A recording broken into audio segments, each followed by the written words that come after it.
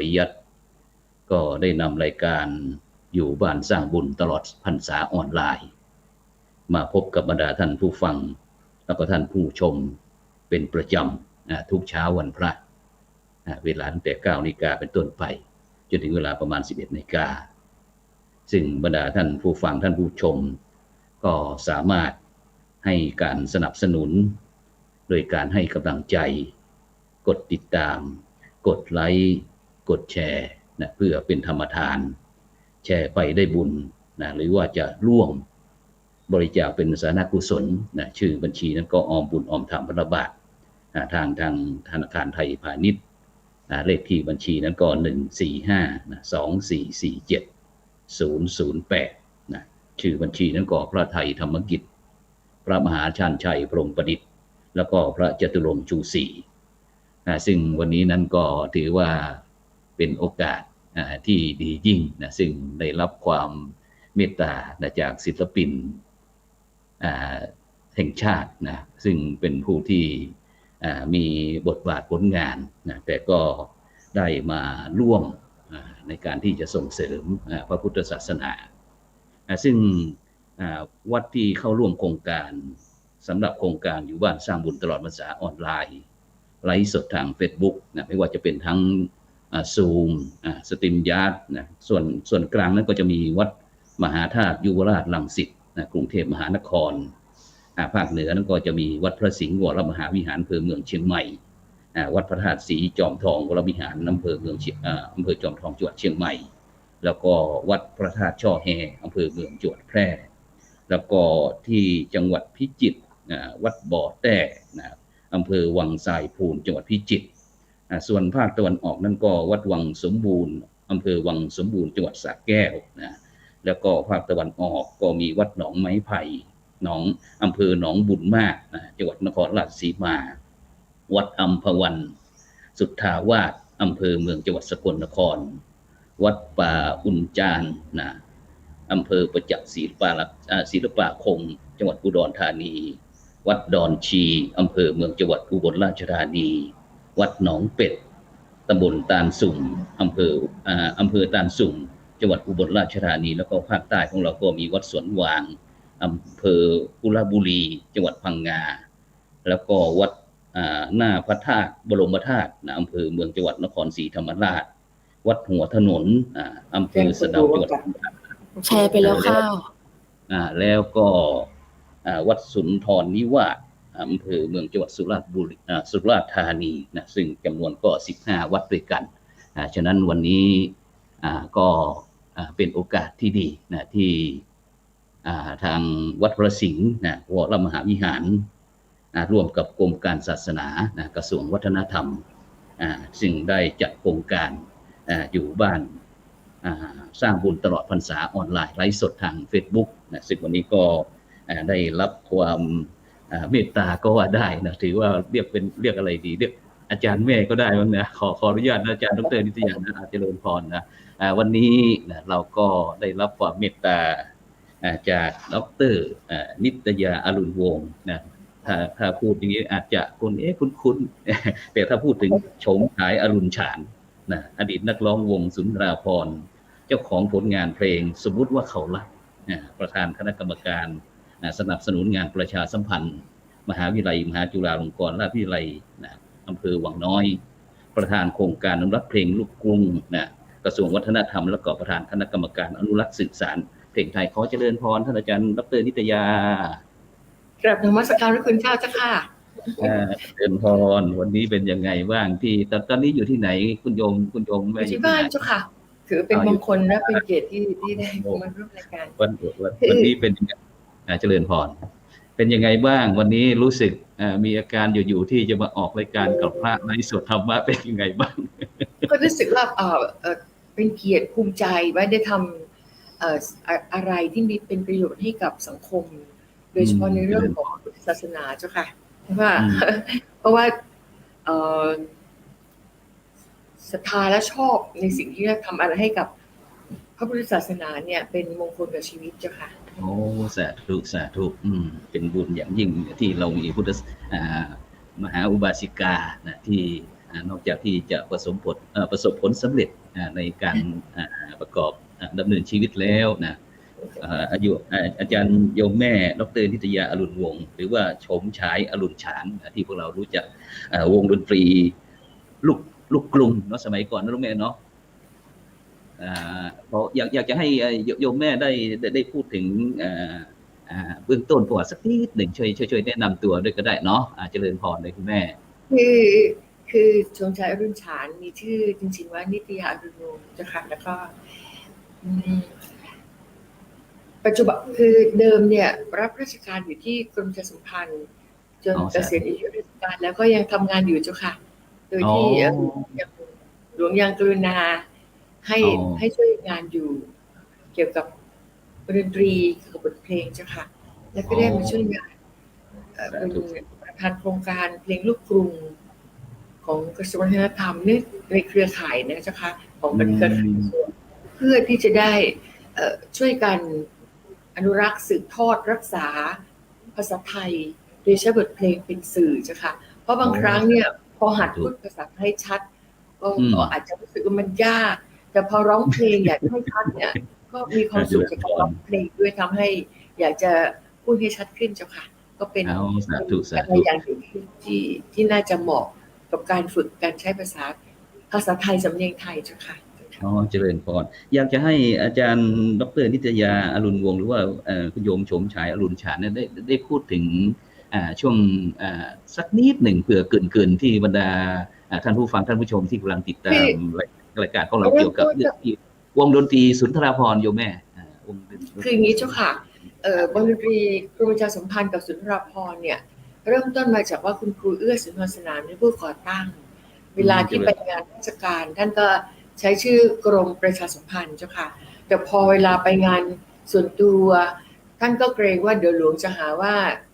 ไปหากินส่วนตัวท่านก็จึงมีอีกวงขึ้นมาชื่อวงสุนทรภรณ์ซึ่งเป็นวงของคุณครูท่านค่ะเจ้าค่ะแล้วก็แต่ว่านักร้องดนตรีในยุคนั้นก็จะเป็นชุดเดียวกันเจ้าค่ะจนกระทั่งต่อมาพออาจารย์มีหลายยุคหลายรุ่นเลยเหรอวงสุนทราภรณ์เราเนี่ยมีหลายรุ่นเจ้าค่ะมีตั้งแต่รุ่นคุณมันธนาโมราคุณเจริญพรมีใครมันธนาโมราคุณสุปราณีด้วยหรือเปล่าไหนเจ้าค่ะคุณโยมสุปราณีพุกสมบูรณ์ด้วยไหมใช่เจ้าค่ะใช่เจ้าค่ะแล้วก็ใครอาจารย์เพ็ญศรีใช่ไหมอาจารย์เพ็ญศรีใช่เจ้าค่ะใช่เจ้าค่ะตอนนี้แล้วก็ยุคกลางๆแล้วก็คุณโยมแม่คุณโยมอาจารย์พี่รงทองลั่นทมเจ้าค่ะเจริญพรทองลั่นทมพี่วิชยารังสีแล้วก็ไล่เรียกมาถึงยุคดาวรุ่งคือเป็นรุ่นมาเจ้าค่ะว่าเจริญพรพี่วงจะเป็นเหมือนกับว่ารุ่นพี่รุ่นน้องนะคะแล้วก็ถ่ายทอดจากรุ่นสู่รุ่นค่ะแต่ว่าอย่างไรก็ตามในความเป็นแนวนี้เนี่ยค่ะก็จะเน้นนะคะเรื่องของเพลงไทยสำเนียงไทยภาษาชัดเจนเพลงไทยที่สอดแทรกความรู้เข้าไปในบทเพลงเพราะฉะนั้นจริงๆแล้วดนตรีกรมประชาสัมพันธ์เนี่ยทำหน้าที่เป็นนำนโยบายจากรัฐสู่ประชาชนโดยใช้บทเพลงเป็นสื่ออันนี้คือหน้าที่หลักจ้ะแต่ว่าคุณครูเอื้อท่านเก่งท่านก็ถือว่ามีความรู้แล้วก็ได้ความบันเทิงด้วยทำให้เกิดมีเพลงสนุกสนานขึ้นด้วยเจ้าค่ะเราจะเห็นว่าเพลงของคุณครูเอื้อสุนทรสนานนั้นจะมีหลากหลายซึ่งคุณครูเอื้อเป็นหัวหน้าคณะดนตรีกรมประชาสัมพันธ์และวงสุนทรภรณ์จะมีเพลงสนุกอย่างไพรพิสดารเพลงรำวงสาวบ้านแต้เพลงตามเทศกาลต่างๆสวัสดีปีใหม่อะไรอย่างนี้คือหมายความว่าเป็นเพลงอยู่กับวิถีไทยเจ้าค่ะสาธุแล้วคุณโยมอาจารย์ขออนุญาตใช้คุณโยมอาจารย์ก็แล้วกันเนาะเกี่ยวกับอย่างถ้าพูดถึงคนไทยเรานี่จะถ้าพูดถึงอาจารย์ถนัดศรีสวัสดิวัฒน์นี่ก็เป็นสมาชิกเราด้วยใช่ไหมใช่เจ้าค่ะท่านก็คือส่วนใหญ่ที่มีชื่อเสียงในยุคนั้นก็จะมีคุณชายถนัดศรีด้วยคุณวินัยจรูสปะด้วยคุณศรีสุดารัชตะวันที่กับร้องเพลงสุขกันเธอเราเจ้าค่ะเพลงมองอะไรเจ้าค่ะ แล้วก็ได้ประสบทรัพย์ก็ร้องเพลงบ้านของเราร้องเพลงตลกสนุกเพราะนั้นเป็นเพลงลีลาศที่ยังใช้มาถึงปัจจุบันนี้เวลามีงานลีลาศเนี่ยจังหวะจะเป็นเพลงที่คนจำได้เพราะว่าหลายๆท่านนำไปออกกำลังกายเจ้าค่ะแล้วก็อย่างตอนนี้งานเกี่ยวกับวงสุนทราภรณ์ของเรานี่พอมีงานเยอะบ้างไหมคุณโยมตอนนี้คือต้องใช้คำว่าพอคุณครูเอื้อท่านจากไปวงดนตรีก็แยกกันส่วนข้าราชการก็จะไปอยู่วงดนตรีกรมประชาสัมพันธ์ส่วนวงสุนทราภรณ์ก็ยังคงมีวงสุนทราภรณ์แต่ว่าเป็นคนละวงเจ้าค่ะเพราะว่าอย่างกรมประชาสัมพันธ์คนที่จะอยู่วงกรมประชาสัมพันธ์ส่วนใหญ่จะเป็นนักร้องที่มาอยู่และสอบบรรจุเข้าเป็นข้าราชการสามัญที่นี่เจ้าค่ะอย่างคนไทยเนี่ยมาอยู่แล้วก็สอบบรรจุเป็นข้าราชการสามัญก็จึงอยู่กรมประชาสัมพันธ์เจ้าค่ะหลายๆท่านก็อยู่สองวงบางท่านอย่างคุณธรรมรัตน์นวมรัตน์ที่ร้องใจหญิงอันนี้ท่านอยู่โรงงานยาสูบเจ้าค่ะแล้วก็มาร้องเพลงที่วงส่วนอย่างชมชายอย่างพี่มาริสาอมตยกูลที่ร้องเพลงริมฝั่งน้ำเนี่ยท่านก็เป็นอดีตคุณอโศกฟ้าแดงก็ใช่เจ้าค่ะหมายความว่าท่านเหล่านี้ก็สอบบรรจุเป็นข้าราชการแล้วก็ดำรงตำแหน่งอย่างคุณมาริสาอมตยกูลและคุณอโศกเนี่ยก็เคยดำรงตำแหน่งเดียวกับชมชายมาเจ้าค่ะคือตำแหน่งผู้อำนวยการส่วนบริหารการดนตรีดูแลแค่ดนตรีไทยดนตรีสากลแล้วก็สื่อเพลงเจ้าค่ะก็เป็นหน้าที่ของความเป็นคนหลวงคนราชการก็สืบทอดต่อกันมาเจ้าค่ะในเรื่องของเพลงเจ้าค่ะเดินพรแล้วในปัจจุบันนี้ขอถามอีกนิดนึงว่าวงสุนทราภรณ์ของเราได้มีงานไปช่วยเกี่ยวกับเรื่องงานด้านสังคมอะไรบ้างไหมมีกิจกรรมอะไรบ้างทางสุนทราภรณ์ก็มีงานของสุนทราภรณ์เจ้าค่ะทางกรมประชาสัมพันธ์ก็มีงานของกรมประชาสัมพันธ์คือแต่ว่าแยกกันเป็นคนละวงเจ้าค่ะสมมุติว่าถ้าอย่างมีบรรดาท่านผู้ฟังท่านผู้ชมเกิดมีงานขึ้นมาเงี้ยอยากจะติดต่ออาจารย์ดร.นิตยาอรุณวงศ์หรือว่าคุณโยมสมชายโชว์งานสักหน่อยได้ไหมเนี่ยยินดีเจ้าค่ะเป็นได้เลยเจ้าค่ะเพราะว่าปัจจุบันนี้เนี่ยนักร้องก็ไม่ใช่มีแต่รุ่นผู้ใหญ่เจ้าค่ะในโลกออนไลน์เราก็มีการสร้างนักร้องใหม่ๆขึ้นมาแล้วก็ต้องเปิดใจรับนักร้องที่เป็นวัยรุ่นและประสบความสำเร็จมาก็หมายความมีงานเราก็จะเปิดทางว่าท่านผู้จัดอยากได้นักร้องท่านไหนเราจะเป็นสื่อกลางการประสานไปว่าควรจะเป็นใครบ้างที่มาร่วมกับเราเจ้าค่ะอย่างเช่นนักร้องตอนนี้ดังๆที่กำลังเป็นที่นิยมเนี่ยก็จะมีใครบ้างริสเนี่ยก็ได้เป็นเวลามีงานเขาก็จะขอมาว่าอยากมีนักร้องคนนู้นคนนี้เจ้าค่ะทั้งรุ่นใหญ่และรุ่นเด็กรุ่นผู้ใหญ่ก็คุณรุ่งวดีแพ่งผ่องใสศิลปินแห่งชาติค่ะพี่มาริสาอมตยกุลอายุท่าน80ยังร้องเพลงเก่งและยังคงดูแลร่างกายดีเจ้าค่ะจากการร้องเพลงเพราะฉะนั้นท่านก็ยังร้องอยู่ก็จะคุณอโศกก็ยังร้องอยู่คุณธรรมรัตน์ก็ร้องอยู่ดังนั้นถ้าผู้จัดงานแบบว่าอยากได้นักร้องทั้งนี้ทั้งนั้นเราก็จะเป็นตัวเชื่อมเจ้าค่ะว่าเป็นใครบ้างปนกับนักร้องเด็กๆของเราที่ยังมีอยู่ในปัจจุบันนี้อย่างคุณนฤมลคุณพศพคุณดันตนัยคุณไพศาลคุณจุรีพรได้แยกคณะนักร้องเด็กๆที่เริ่มขึ้นมาเป็นวัยรุ่นใหม่ๆขึ้นมาเจ้าค่ะก็คงต้องฝากต้องท่านผู้ชมต้องกรุณาให้การสนับสนุนคนเหล่านี้ก็จะได้น้องๆจะได้ขึ้นมาสืบทอดบทเพลงที่มีภาษาไทยชัดเจนภาษาไทยสำเนียงไทยวงนี้มีข้อแม้ว่าคุณต้องร้องเพลงไทยสำเนียงไทยเจ้าค่ะสาธุขอถามอีกนิดหนึ่งว่าแล้วที่เข้าไปเป็นประธานคณะกรรมการสภาศิลปินส่งเสริมพระพุทธศาสนา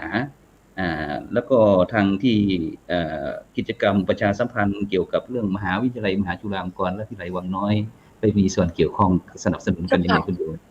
เนื่องจากว่าเดิมเนี่ยมีได้รู้จักส่วนตัวกับท่านดร.เอหรือดร.สุประชัยสาธุเพราะว่าดร.เอก็จะมีบอกว่าพี่ทำอย่างนี้นะปีนี้ก็รู้สึกวันเรื่องของที่เราประทับใจเราชอบเจ้าค่ะก็เลยได้ขึ้นมาแล้วก็ได้มีโอกาสถือว่าเป็นมงคลชีวิตมากๆได้แต่งเพลงหลวงปู่มั่น150 ปีหลวงปู่มั่นได้ยูเนสโกก็พอทำบทเพลงนี้ขึ้นมาก็มีความรู้สึกว่าตัวเองน่าจะอยู่กับแบบนี้แล้วมีความสุขจ้ะค่ะ ก็มาไปบรรยายอะไรบ้างที่มหาจุฬาโดยการเชื่อมต่อของดร.สุภชัยพงษ์สวัสดิ์เจ้าค่ะแล้วก็มาร่วมกันมาก็รู้สึกว่าทำงานแนวนี้แล้วอบอุ่นนะคะก็เลยก็ถือว่าดร.เอบอกพี่ทำตรงนี้ก็ยินดีเพราะว่าถ้าทำงานตรงไหนที่มีความสุขเขาจะชอบจ้ะค่ะและอีกอย่างหนึ่งสิ่งที่ไปทำนี้ก็ไม่ได้ไกลจากเรื่องของบทเพลงหรือเสียงเพลงเจ้าค่ะยังคงร้องเพลงอยู่เพียงแต่ว่าได้เริ่มประพันธ์เพลงที่เกี่ยวกับศาสนามากขึ้นได้เริ่มทำอะไรที่เป็นเชื่อมให้สังคมเราอบอุ่นนะเจ้าค่ะชอบแบบนี้เจ้าค่ะสาธุแล้วก็ทีนี้เนื่องจากในปัจจุบันนี้เนาะสถานการณ์โรคโควิด-19 ได้ระบาดแล้วก็ทำให้บรรดาพี่น้องพุทธศาสนิกชนของเรานี่ก็รู้สึกว่าไปวัดเราไม่ค่อยสะดวกเพราะว่าไปไหนก็มีแต่คนที่ว่าต้องต่างคนต่างที่ต้องตั้งกาดไม่ประมาทกันนะคุณโยมขอนะไปวัดบ่อยไหมเข้าวัดบ่อยไหมแต่เดิมไปแบบตัวจริงๆไม่ได้ไปมากใส่บาตรที่บ้านเจ้าค่ะเช้าเนี่ยจะตื่นมาใส่บาตรก่อนแล้วก็พอเสร็จแล้วหลังจากโควิดเนี่ยสิ่งที่ได้ทำมากขึ้นคือการสวดมนต์เมื่อก่อนจะสวดได้ระดับหนึ่งแต่พอไม่ต้องไปรีบเร่งไปทำงานก็เพิ่มบทสวดมนต์มากขึ้นเจ้าค่ะแล้วพอเพิ่มบทสวดมนต์ได้มากขึ้นแล้วหลังจากสวดมนต์เสร็จรับประทานอาหารอะไรเสร็จก็ไปเดินออกกำลังกายเจ้าค่ะซึ่งเมื่อก่อนจะไม่ค่อยมีเวลาตอนนี้สามารถเดินได้จาก30 นาทีเพิ่มเป็น40 นาทีแล้วก็จะมีการออกกำลังกายแอโรบิกนิดหน่อยเจ้าค่ะหลังจากนั้นก็แช่น้ำอุ่นออกกำลังกายเสร็จเกิดท่านฟังอยู่ในแช่น้ำอุ่นเจ้าค่ะเอาน้ำอุ่นใส่เกลือแช่จะทำให้เป็นการรักษาร่างกายอย่างหนึ่งก็ถือว่าสิ่งในเชิงบวกของโควิดก็คือเราได้ดูแลร่างกายมากขึ้นพักผ่อนมากขึ้นแต่ในช่วงที่ไม่มีโควิดเราก็ได้ทำงานมากแล้วก็ได้ช่วยเหลือสังคมมากดังนั้นจึงคุยดร.เอบอกว่าบางทีอยู่บ้านเราก็ช่วยเหลือสังคมได้อย่างในรายการวิคุณเจ้าวันนี้ก็ถือว่าเราก็ได้ว่าสาธุกำลังใจว่าอย่าท้อแท้เจ้าค่ะเพราะว่าเราเป็นเหมือนเป็นโหมดไม่ใช่เป็นคนใดคนเดียวเพียงแต่ว่าเราต้องทำใจมองมุมบวกของเขาว่าเราควรได้อะไรตอนนี้ก็คือว่าได้ดูแลสุขภาพมากขึ้นเจ้าค่ะแล้วก็ได้มีโอกาสไปร่วมด้วยกำลังเล็กๆในร่วมทำกุศลอย่างกับดร.เอเนี่ยไปร่วมถวายแมสไปร่วมบริจาคกับที่กลุ่มไหนไปทำอะไรก็สมทบให้เป็นเพื่อนเราประดานนี้ที่ลำบากมีอีกมากก็จะได้รับส่วนแบ่งจากเราตามกำลังบ้างเจ้าค่ะเหมือนกับว่าเราอยู่แบบคนไทยว่าเราห่วงกันเป็นห่วงกันแต่ว่าในเรื่องของการช่วยบริจาคบ้างเล็กน้อยเนี่ยสิ่งที่มากกว่านั้นก็คือกำลังใจเจ้าค่ะสาธุแล้วคุณอาจารย์ดร.นิตยาแล้วไอ้ทางพอดีทางกรมศาสนากระทรวงวัฒนธรรมไทยของเราเนาะกระทำวัฒนธรรมของเราได้มีอยู่โครงการอยู่บ้านสร้างบุญตลอดพรรษาออนไลน์พอดีวันนี้ได้เจริญพรคุณโยมมาออกรายการทางทีวีออนไลน์ช่องทำเป็นทีมนะวันนี้ซึ่งก็ถือว่าเป็นประวัติศาสตร์เหมือนกันที่ผู้ดำเนินการเองก็ได้มีโอกาสมานั่งคุยกับศิลปินมีสิ่งอะไรที่เป็นประโยชน์กับสังคมโดยเฉพาะเรื่องพระพุทธศาสนาเพราะศาสนาเนี่ยไปอยู่ตรงที่ไหนก็เย็นเจ้าค่ะถึงแม้จะลำบากจะอะไรก็มีเรื่องของธรรมะเข้ามาจะทำให้เราได้ผ่อนคลายหรือรู้จักวิธีการทำใจเจ้าค่ะอยากจะให้คุณโยมได้ให้กำลังใจกับบรรดาพี่น้องทั้งคนไทยแล้วก็ชาวต่างประเทศเนี่ยที่ได้รับผลกระทบจากโควิดเพราะว่าหลังจากที่9 โมงครึ่งเราก็จะตัดสัญญาณเสียงเข้าไปที่พระวิหารหลวงวัดพระศรีวรมหาวิหารเพราะมีการแสดงพระธรรมเทศนาด้วยเนาะแล้วก็จะหลังจากนั้นก็ประมาณเวลา10 โมงครึ่ง10:30 นาทีนั้นก็จะมีการสนทนากันอีกทีหนึ่งช่วงครึ่งชั่วโมงเนาะฉะนั้นอยากในช่วงสุดท้ายนี้อยากจะให้ท่านอาจารย์ดร.นิตยาอรุณวงศ์ หรือว่าชมชายอรุณฉานอดีตนักร้องวงสุนทราภรณ์เจ้าของผลงานเพลงว่าสมมติว่าเขารักนะแล้วก็อีกหลายตำแหน่งที่ทางด้านสังคมสงเคราะห์ด้วยนะได้กล่าวให้กำลังใจกับผู้ที่ได้รับผลกระทบจากโควิดขอเจริญพรค่ะคืออันดับแรกต้องปรับเรียนท่านผู้ชมที่ฟังอยู่ว่าเข้าใจและเห็นใจมาก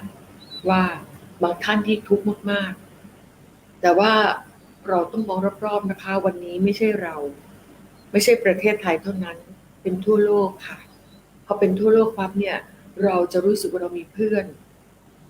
วันนี้เป็นวันที่เราจะเห็นใจเพื่อนร่วมโลกด้วยกันว่าเราต้องผ่านมรสุมนี้ไปนะคะและเมื่อเราผ่านไปได้เนี่ยจะเป็นการท้าทายในความอดทนช่วงสำคัญแต่เราเพื่อนที่เดินไปกับเราทุกท่านไม่ว่าจะยากดีมีจนสามารถติดเชื้อโควิดได้ทั้งหมดถ้าเราไม่ป้องกันอย่างชมชายเช้ามาชมชายดื่มน้ำอุ่นแล้วอาหารมื้อแรกชมชายจะมีขมิ้นค่ะเราลองเอาสมุนไพรนะคะขมิ้นป่นแล้วก็อบสักหน่อยอบให้ฆ่าเชื้อโรคมื้อแรกมีขมิ้นป่นนะคะแล้วก็พอมื้อต่อไปวิเศษที่สุดที่ทานมาตลอดทำให้ร่างกายไม่ค่อยเจ็บป่วยคือกระเทียมเนี่ยทุกมื้อควรมีกระเทียมสดทานพร้อมกับอาหารแต่หมายความว่าในท้องเนี่ยต้องมีอาหารมื้อแรกมีขมิ้นเคลือบก่อนไม่อย่างนั้นบางทีทานกระเทียมตอนท้องว่างเขาก็จะมีความร้อนเจ้าค่ะก็ให้ในท้องมีขมิ้นเคลือบกับอาหารก่อนและจากนั้นพอทานอาหารอะไรก็ตามทานดูใช้ก็ทานได้หมดที่มีกระเทียมกับอะไรก็ได้คือแม้กับไข่ก็ได้กับอาหารก็ได้แม้ตั้งกับขนมจนใช้ก็ทานเจ้าค่ะมีความรู้สึกว่ากระเทียมนั้นทำให้หลอดเลือดเนี่ยสะอาดเดินดีและทำให้เรามีภูมิป้องปรามแล้วก็มีการปั่นมะนาวใส่ขิงใส่กระเทียมอะไรเนี่ยดื่มท่านดื่มวันละเป๊กนิดนึงนะถ้วยเล็กๆเจ้าค่ะแล้วก็ดื่มทุกวันสังเกตดูนะคะว่าสิ่งที่เกิดขึ้นก็คือนอกจากเราสร้างภูมิในร่างกายแล้วเกี่ยวกับไขมันในเส้นเลือดค่ะอย่างชมชายเนี่ยแต่ว่าไขมันในเส้นเลือดไม่มีใช่ค่ะแล้วก็ไขมันตัวดีเนี่ยสูงกว่าตัวไม่ดีซึ่งคุณหมอก็บอกว่าอยู่ที่การบริโภคอาหารที่เป็นประโยชน์แต่นอกจากว่าถ้าเป็นกรรมพันธุ์ถ้าเป็นกรรมพันธุ์เนี่ยเราไม่ว่ากันแต่เราก็ใช้อาหารเป็นยาได้ท่านก็สามารถทานกระเทียมประจำช่วยให้หลอดเลือดสะอาดค่ะแล้วก็ยิ่งถ้าวัยแบบฉุกเฉินเนี่ยแช่น้ำอุ่นนะคะแช่น้ำอุ่นเจ้าค่ะแต่อย่างเมื่อสักครู่เห็นแวบๆเนี่ยน้องพงษ์พิษณุเนี่ยยังเด็กมาก17-18ก็ยังแข็งแรงแต่จริงๆถ้าหนูพงษ์พิษณุหรือน้องๆที่อายุน้อยๆเนี่ยดูแลร่างกายตั้งแต่อายุน้อยพออายุมากขึ้นเราก็ไม่ต้องห่วงมากนะคะสิ่งที่ทานอาหารนี่สมชายระวังการทานแบบนี้มานานแล้วแต่วันนี้โควิดที่ทำให้สมชายเองก็ไม่สามารถออกไปปฏิบัติงานได้เราต้องอยู่บ้านเราเป็นครูบาอาจารย์ก็ต้องเป็นตัวอย่างที่ดีให้หลายๆท่านรอบข้างที่เป็นลูกศิษย์หรือคนที่เห็นว่าเราก็ไม่ออกไปไหนทั้งที่จริงๆภารกิจมากมายก็จะใช้บรรยายผ่านซูมบ้างคือที่รุ่นเราต้องจับพัฒนาขึ้นมานะคะอาจจะมีรุ่นชมชายหรือเด็กกว่าชมน้อยกว่าชมชายหรือมากกว่าเราต้องเรียนรู้อยู่กับโลกปัจจุบันเราต้องลุกขึ้นมาทำอย่างที่พระคุณเจ้ากรุณาเนี่ยคือเข้าซูมเข้าเฟซคุยกันได้หรือเข้าไลน์กลุ่มชีวิตไม่เหงาค่ะคือปัจจุบันนี้บางทีเราทำรายกลุ่มขึ้นมาเราคิดถึงเพื่อนคนไหนก็คุยผ่านรายกลุ่มทำให้ไม่เหงากิจกรรมอะไรจะทำก็เรียนรู้ผ่านรายกลุ่มก็ทำให้เขาผ่านไปได้เจ้าค่ะแล้วก็มาเลือกสิ่งดีคือว่าเราต้องดูแลร่างกายให้ดีแต่เห็นใจบางท่านที่ว่าการประกอบสัมมาอาชีพชอบนั้นมีผลกระทบก็ถือวันนี้ท่านที่มีปัญหาในเรื่องของการทำมาหากินหรือว่าใช้จ่ายเนี่ยอยากลงสักนิดนึงแล้วก็อดทนสักนิดว่าเร็วๆนี้มันจะเริ่มผ่านไปเพราะวันที่1อย่างเดือนนี้ก็จะเริ่มผ่อนคลายระดับหนึ่งและพอต่อไปพอเราได้รับวัคซีนมากขึ้นแล้วเชื่อว่า ทุกอย่างก็จะกลับมาดีแต่ก็เราก็ยังต้องป้องกันอยู่จะกลับเรียนท่านว่าถึงแม้ต่อไปเราจะปลอดภัยแล้วยังคงต้องระวังอีกสักระยะหนึ่งยังใส่แมสอยู่จนใช้วัคซีน2 เข็มแล้วแต่เตรียมที่ว่าข้างหน้าเรามีอะไรขึ้นมาอาจจะต้องมีเข็มหนึ่งและถึงแม้บางท่านยังไม่มีโอกาสฉีดวัคซีนกรุณาดูแลตัวเองด้วยการทานสมุนไพรที่สงสัยทานค่ะก่อนจะไปได้ฉีดวัคซีนก็ทำแบบนี้แล้วก็รู้สึกว่าร่างกายก็แข็งแรงมีเด็กบางคนเป็นแล้วก็หายจากที่เขาทานสมุนไพรอยู่ประจำมันก็ร่างกายมีภูมิในยามที่เรายังไม่ได้ฉีดวัคซีนเราต้องช่วยตัวเองก่อนนะคะแล้วก็เป็นกำลังใจ ฉะนั้นอาจารย์ดรนิตยาอรุณวงศ์เนาะถือว่าคุณโยมโฉมฉายอรุณฉานนะตอนนี้ทางจะขอตัดเสียงไปที่พระวิหารหลวงเพื่อที่จะทำพิธีเนาะขอบคุณอนุโมทนานะท่านอาจารย์ดรนิตยาอรุณวงศ์หรือว่าคุณโยมโฉมฉายอรุณฉายอดีตนักร้องวงสุนทราภรณ์เจ้าของผลงานเพลงเขารักนะเดี๋ยวถ้าไม่ไปไหนเดี๋ยวเราสมาทานศีลร่วมกันก็ได้นะคุณโยมนะปัจจุบันโยมใช้อยู่กรมประชาสัมพันธ์สาธุนะโมตัสสะภะคะวะโตอะระหะโตสัมมาสัมพุทธัสสะนะโมตัสสะภะคะวะโตอะระหะโตสัมมาสัมพุทธัสสะนะโมตัสสะภะคะวะโตอะระหะโตสัมมาสัมพุทธัสสะพุทธังสรณังคัจฉามิพุทธังสรณังคัจฉามิธัมมังสรณังคัจฉามิธัมมังสรณังคัจฉามิสังฆังสรณังคัจฉามิสังฆังสรณังคัจฉามิทุติยัมปิพุทธังสรณังคัจฉามิทุติยัมปิพุทธังสรณังคัจฉามิทุติยัมปิธัมมังสรณังคัจฉามิทุติยัมปิธัมมังสรณังคัจฉามิทุติยัมปิสังฆังสรณังคัจฉามิทุติยัมปิสังฆังสรณังคัจฉามิตติยัมปิพุทธังสรณังคัจฉามิตติยัมปิพุทธังสรณังคัจฉามิตติยัมปิธัมมังสรณังคัจฉามิตติยัมปิธัมมังสรณังคัจฉามิตติยัมปิสังฆังสรณังคัจฉามิตติยัมปิสังฆังสรณังคัจฉามิปานาติปาตาเวระมณีสิกขาปะทังสมาธิยามิ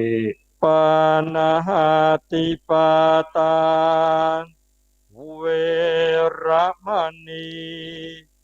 สิกขาปะทังสมาธิยามิอะทินนาทานาเวระมณีสิกขาปะทังสมาธิยามิอะทินนาทานาเวระมณีสิกขาปะทังสมาธิยามิกาเมสุมิชฌาจาราเวระมณีสิกขาปะทังสมาธิยามิกาเมสุมิชฌาจาราเวระมณีสิกขาปะทังสมาธิยามิสาวาทาเวระมณี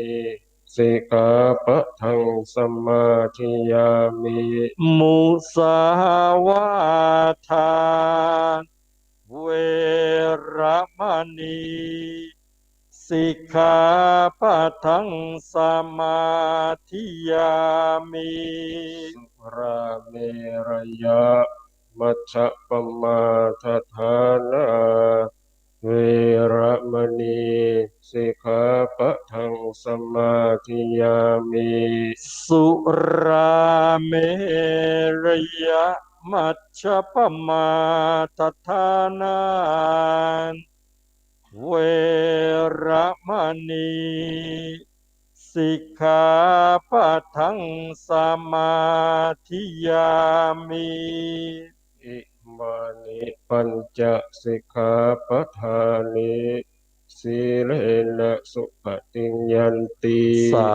ธุสีเลนะโภคสัมปทาสาธุสีเลนะนิพุติงยันติตัสมาสีลังวิโสทะเยสาธุพระมาจโรกาธิปติสหัมปติกัลอัญชรีอันทิวรังยาจธาสันติทะสัตตาปรชคชาติกาเทเสตุธัมมังอนุกัมปิมังปะชัง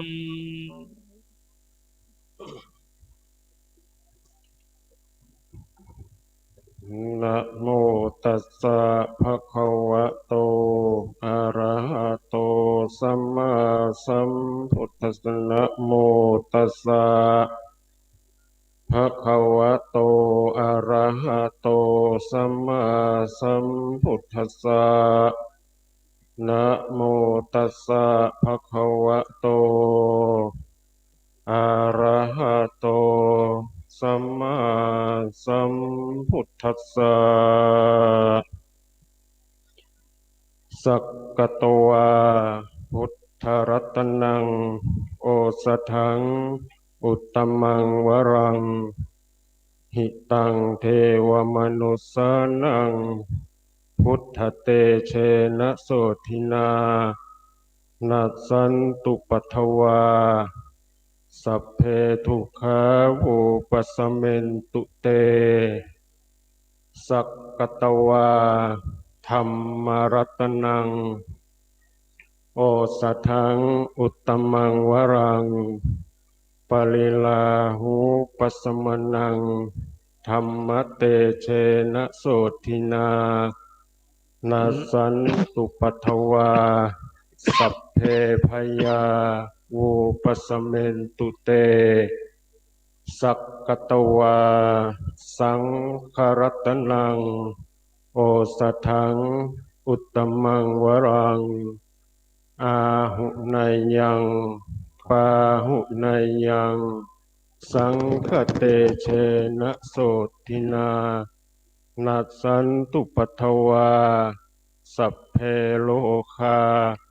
วุปัสสเมนตุเตติธรรมีกถาณโอกาสบัดนี้อัตมภาพจะได้รับแสดงพระธรรมเทศนาในโรคะนิวารณกถาพรรณนาพระธรรมเทศนาในเรื่องพระคาถาป้องกันโรคภัยไข้เจ็บในทางพระพุทธศาสนาขององค์สมเด็จพระชินวรสัมมาสัมพุทธเจ้าเพื่อเป็นการเพิ่มพูนบุญกุศลสัมมาปฏิบัติแก่ศรัทธาญาติโยมท่านสาธุชนพุทธบริษัทและเพื่อเป็นการอนุรูปในการบำเพ็ญกุศลเนื่องในวันธรรมสวนะและประดับสติปัญญาบารมีแก่ศรัทธาญาติโยมท่านสาธุชนพุทธบริษัทตามสมควรแก่เวลา อนุสนธิของการแสดงพระธรรมเทศนาในเบื้องต้นนี้กล่าวขอถวายความเคารพแด่พระเดชพระคุณหลวงพ่อพระเทพสิงหวราจารย์อธิบดีสงฆ์วัดพระสิงห์ที่เคารพอย่างสูงถวายความเคารพแด่พระมหาเถรานุเถระพระภิกษุสามเณรทุกรูปขอเจริญพรท่านศรัทธาสาธุชนพุทธบริษัททุกท่านทั้งที่อยู่ในสมาคมสถานที่แห่งนี้และที่รับชมรับฟังจากการถ่ายทอดทางเฟซบุ๊กไลฟ์ทางวัดพระสิงห์ในขณะนี้ในวันนี้เป็นวันอัฐมีดิถีที่8แห่งกาลปักษ์วันนี้ศรัทธาญาติโยมท่านสาธุชนทั้งหลายได้มาบำเพ็ญกุศลคือการให้ทานรักษาศีลเจริญจิตภาวนาเนื่องในวันธรรมสวนะเป็นปกติสุขที่ศรัทธาญาติโยมได้พึงประพฤติปฏิบัติกันมาโดยเมื่อเช้าท่านทั้งหลายได้นำภัตตาหารไม่ว่าจะเป็นข้าวสุกข้าวสวยอาหารที่มีโอชะนำมาถวายในการทำบุญตักบาตรในช่วงเช้าเสร็จเรียบร้อยแล้วในช่วงตอนภาคสายแห่งนี้ท่านทั้งหลายก็ได้มาพร้อมใจกันทั้งฝ่ายบรรพชิตและคฤหัสถ์มากล่าวคำไหว้พระปฏิบัติธรรมเบื้องต้นก็ทำวัดเช้าญาติโยมท่านสาธุชนทั้งหลาย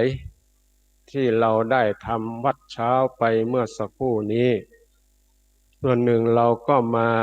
ทำความเคารพนอบนบบูชาต่อองค์สมเด็จพระสัมมาสัมพุทธเจ้า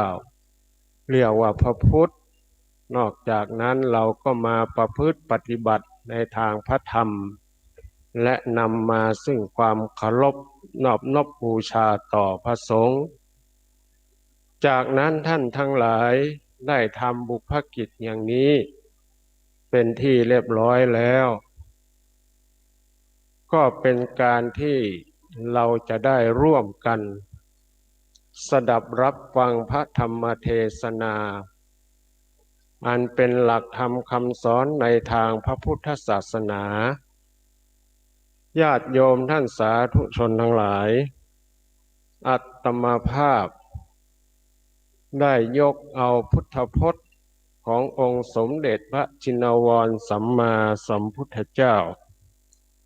ที่พระองค์ท่านได้กล่าวไว้แล้วเทศไว้แล้วเมื่อ 2,500 กว่าปี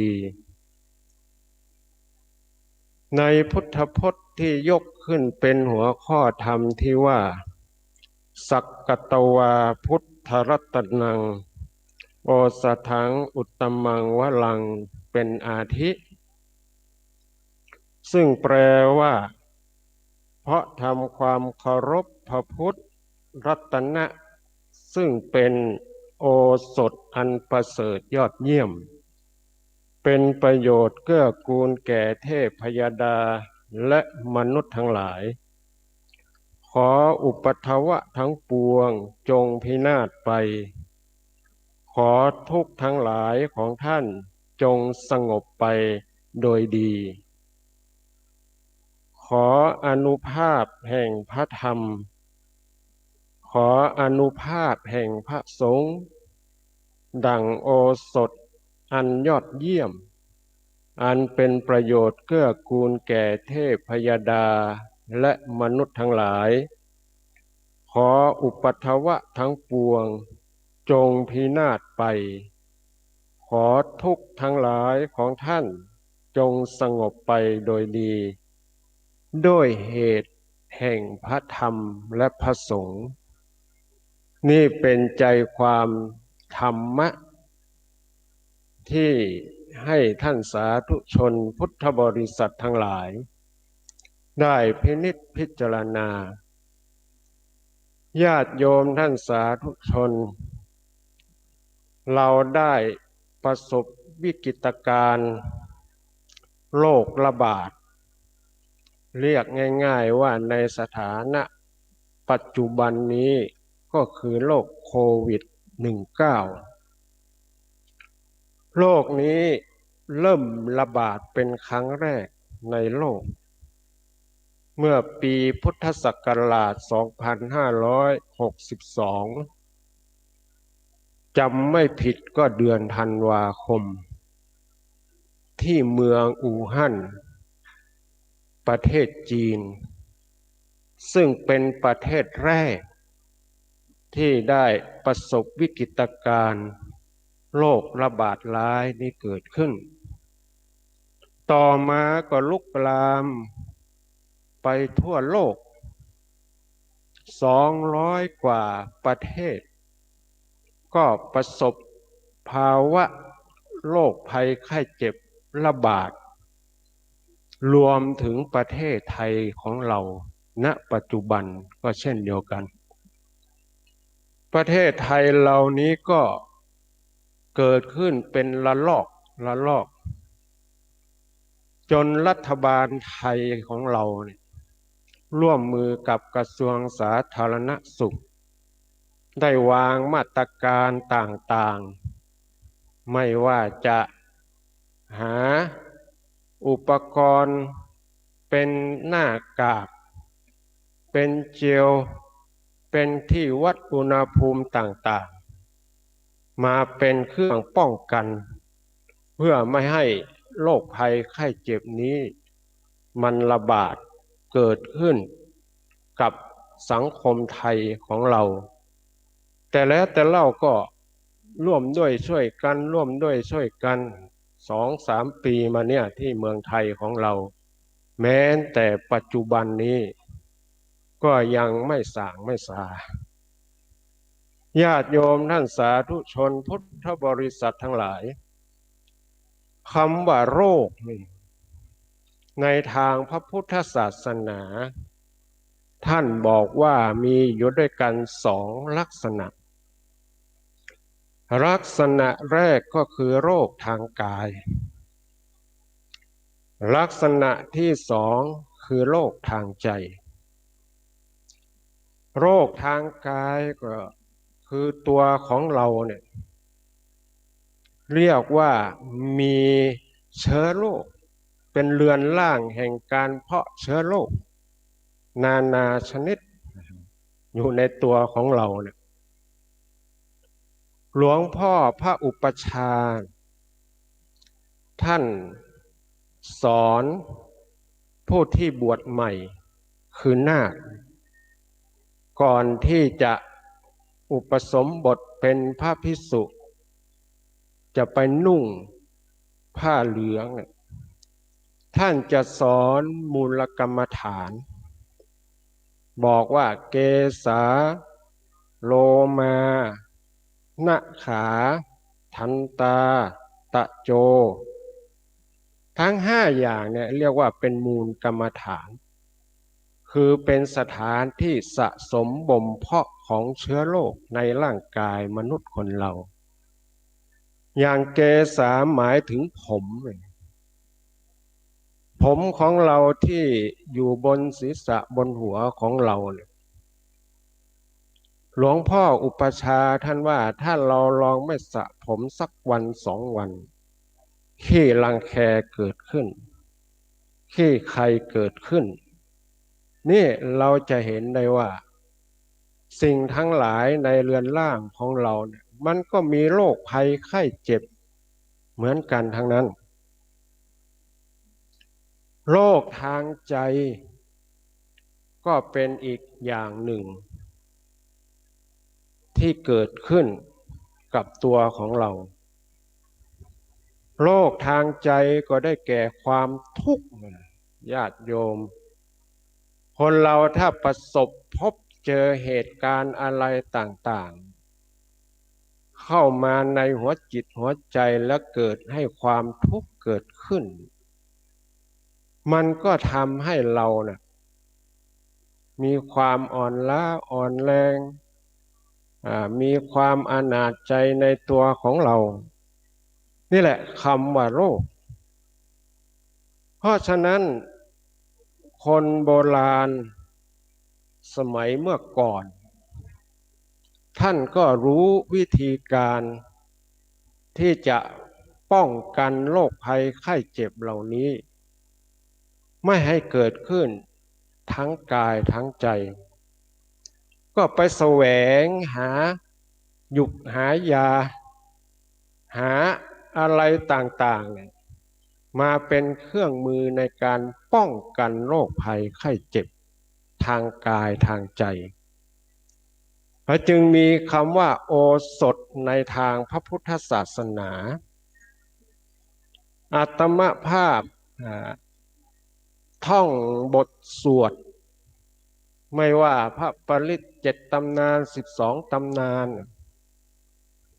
ไปหายาที่รักษาทั้งกายทั้งใจเนี่ยก็ไปเจอนี่แหละบทสักกตวาพุทธรัตนังธรรมรัตนังสังฆรัตนังเนี่ยจะเป็นยาเป็นโอสถที่จะรักษาป้องกันโรคภัยไข้เจ็บทั้งทางกายทางใจคำว่าโอสถจะมีอยู่ด้วยกัน4 อย่างอย่างแรกก็คือธรรมโอสถก็คือธรรมะคือยาอย่างที่สองก็คือทิพโอสถยาทิพย์อย่างที่สามสมุนไพรโอสถคือต้นไม้ใบไม้อะไรต่างๆเนี่ยเป็นยาและอันที่สี่คือเภสัชโอสถก็คือยาแผนปัจจุบันนี่แหละพาราเซตามอลอะไรต่างๆที่เราเอามากินเวลาเจ็บไข้ได้ป่วยยาจะมีลักษณะทั้ง4 ประการประการแรกทิพโอสถคือยาทิพย์ศรัทธาญาติโยมท่านสาธุชนทั้งหลายบางทีเราหาสมุนไพรไม่เจอเราหายาแผนปัจจุบันไม่เจอเวลาเราเจ็บไข้ได้ป่วยเราจะทำอย่างไรดีบางคนไปเอาน้ำมนต์จากวัดเอาไปกินเอาไปอาบทำให้ขจัดปัดเป่าโรคภัยไข้เจ็บได้อันนี้เขาเรียกว่าเป็นยาทิพย์นะที่บ้านอาตมาภาพสมัยที่เป็นสามเณรอยู่ที่วัดบ้านอาตมาภาพอาตมาเห็นผู้เฒ่าผู้แก่เนี่ยเวลาท่านกรวดน้ำเนี่ยยังกินจิกุสลังธัมมังกตังเนี่ยหลังจากกรวดน้ำเสร็จเรียบร้อยแล้วท่านจะไม่เอาไปทิ้งก็แปลกใจว่าทำไมไม่เอาน้ำที่กรวดไปทิ้งก็ไปถามเห็นท่านเอามาดื่มน้ำกรวดของตัวเองเนี่ยเอามาดื่มกินก็ถามว่าเอามาดื่มทำไมปกติเขาก็เอาไปเทไปกรวดที่ต้นไม้เอาไปกรวดในที่ภาชนะต่างๆไม่ได้เอามากินแล้วทำไมเอามากินคุณยายก็ถามท่านก็บอกว่ากินเป็นยาเวลาเราทานข้าวเนี่ยมันมักจะสำลักสำลอกอาหารก็เอาน้ำกรวดนี่แหละดื่มกินเป็นยาเนี่ยศรัทธาญาติโยมนี่ก็ถือว่าเป็นยาทิพย์เหมือนกันนะเรียกว่าทิพโอสถอย่างที่สองสมุนไพรโอสถ ก็คือต้นไม้ใบไม้อะไรต่างๆที่มันเกิดขึ้นตามธรรมชาติเอามาปรุงมาผสมมาปรุงแต่งเป็นยารักษาโรคเช่นเดียวกันคนสมัยเมื่อก่อนนี่อาตมาภาพไม่รู้นะว่าเขาเอาใบไม้ต้นไม้อะไรเนี่ยเอามากินมาทานมีวันหนึ่งเนี่ยอาตมาภาพเห็นแม่ครัวเขาไปหักเอากิ่งต้นสะเปาลมเนี่ยภาษาไทยไม่มั่นใจเขาเรียกว่าอะไรแต่ทางเหนือเขาเรียกว่าต้นสะเปาลมเอามาผสมกับผักชะอมเอามาผสมกับผักตำลึงเรียกว่าแกงแคคั่วแคนั่นนะเพราะว่าวันพระเนี่ยมีญาติโยมเอาอะไรห่อหมกมาถวายให้กับวัดเยอะก็เอาไปผ่านกรรมวิธีเรียกว่าคั่วห่อนึ่งก็เอาเนี่ยใบสะเปาลมเนี่ยผสมถามว่าเอาผสมทำไมเพื่อป้องกันโรคเจ็บไข้ได้ป่วยเวลาท้องเสียต้นสะเปาลมนี้จะเป็นยาที่แก้โรคท้องร่วงได้และสรรพคุณอีกอย่างหนึ่งก็เอาไปแช่น้ำอาบแก้ผื่นแก้คันเวลาเด็กเล็กเด็กแรงเป็นผื่นเป็นคันนี่ก็เอานี่แหละใบสะเปาลมนี่แหละผสมกับน้ำแล้วก็อาบแก้โรคผื่นโรคคันอันนี้เขาเรียกว่าเป็นสมุนไพรโอสถและยิ่งไปกว่านั้นตอนนี้เราก็ตื่นตัวอาจารย์สังวรตื่นตัวเรื่องของฟ้าทลายโจรตอนนี้เริ่มมีการปลูกฟ้าทลายโจรอะไรต่างๆทางเหนือก็เรียกว่าดีกระทิงเนี่ยถ้าเอาใบสักใบสองใบเนี่ยเอาไปต้มกับแกงอ่อมเนื้อเนี่ยโอ้รสชาติอร่อยก็เป็นยายิ่งตอนนี้เนี่ยโรคระบาดโควิดเนี่ยก็รณรงค์ให้ใช้สมุนไพรที่กล่าวมานี้เนี่ยเรียกว่าสมุนไพรโอสถต้นไม้ใบไม้ต่างๆถือเป็นยาเภสัชโอสถศรัทธาญาติโยมก็คือยาแผนปัจจุบันนี่แหละเวลาเราเจ็บไข้ได้ป่วยเราก็หาหยุกหายามากินมาทานก็ป้องกันโรคภัยไข้เจ็บทางกายแต่ตอนนี้โรคทางใจแล้วเราจะเอาอะไรมาป้องกันโรคทางใจเวลาเรามีความทุกข์ความโศกใจของเราเนี่ยท่านบอกว่ามีลักษณะอ่อนไหวได้ยินอะไรนิดได้ยินอะไรหน่อยใจของเราเนี่ยย่อมจะซ่านไปตามอารมณ์นั้นพระพุทธเจ้าท่านให้เราเนี่ยใช้พุทธรัตนะใช้ธรรมรัตนะใช้สังฆรัตนะเป็นอาวุธป้องกันโรคทางใจโดยการให้เราลำลึกนึกถึงคุณของพระพุทธเจ้า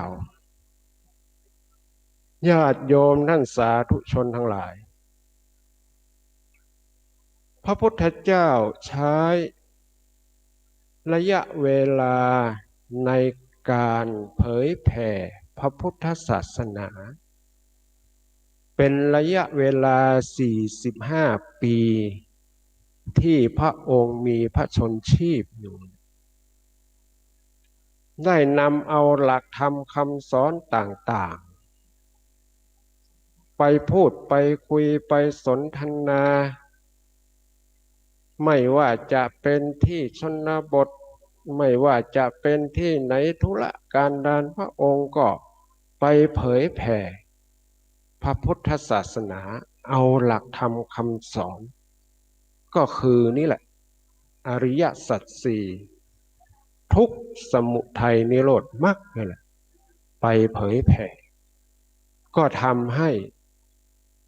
พุทธศาสนาเนี่ยเจริญรุ่งเรืองมาทุกยุคทุกสมัยมีคนเคารพนับถือมาจนถึงเมืองไทยของเราเราต้องนึกถึงพระปัญญาคุณพระวิสุทธิคุณและพระมหากรุณาธิคุณนี่คือเรามาลำลึกนึกถึงเป็นยาป้องกันจิตป้องกันทางใจลำลึกนึกถึงพระธรรมคำสั่งสอนพระธรรมคำสั่งสอนที่องค์สมเด็จพระสัมมาสัมพุทธเจ้าพระองค์ได้ไปเผยแผ่มีถึง84,000 พระธรรมขันธ์แต่แล้วหลักธรรม48,000 พระธรรมขันธ์ย่นย่อให้เหลือเพียง3ลักษณะคือให้เราประพฤติปฏิบัติในทางดี2ไม่ประพฤติปฏิบัติในทางที่ชั่วช้าและ3ให้เรานั้นได้ทำจิตทำใจของเราเนี่ยให้เป็นกุศลผลบุญที่ดีเรียกว่าทำจิตใจให้เป็นสมาธิเป็นปกติสุขย่นย่อเรามาลำลึกถึงคุณความดีของเราอย่างเช่นศรัทธาญาติโยมมาปฏิบัติรักษาศีลทุกวันพระทุกวันพระเรียกว่ามาลำลึกนึกถึงพระธรรมคำสั่งสอนขององค์สมเด็จพระสัมมาสัมพุทธเจ้ารำลึกนึกถึงพระสงฆ์เป็นสังฆรัตนะพระสงฆ์เป็นเนื้อนาบุญนาทั้งหลายที่เป็นผืนใหญ่ผืนน้อยที่เราใช้ปลูกข้าวปลูกพืชปลูกไร่เนี่ยยังไม่ใหญ่เท่ากับนาบุญของพระสงฆ์เพราะพระสงฆ์ท่านได้นำเอาหลักการหลักคิดหลักอะไรในทางพระพุทธศาสนาของพระพุทธเจ้ามาเผยแผ่เป็นคุณูปการให้กับมนุษย์เราทั้งหลายได้ประพฤติปฏิบัตินี่เรียกว่าการมาใช้ธรรมะใช้ความระลึกนึกถึงความเคารพนอบนอบบูชาต่อพระรัตนตรัยนี่แหละมาเป็นคาถาป้องกันโรคร้ายที่มันระบาดถ้าเราสามารถที่ปฏิบัติในศีลปฏิบัติในหลักธรรมอย่างน้อยเรามีศีลของพระสัมมาเพียรฆ่ากิเลสไม่สร้างเหตุแห่งความประมาทไม่ผูกอาฆาตพยาบาทผู้อื่นเราทำใจของเราให้สดชื่นอยู่เสมอนี่แหละคือคาถาป้องกันโรคร้ายให้กับโรคทางใจของเราอาตมาภาพขอฝากธรรมะข้อคิด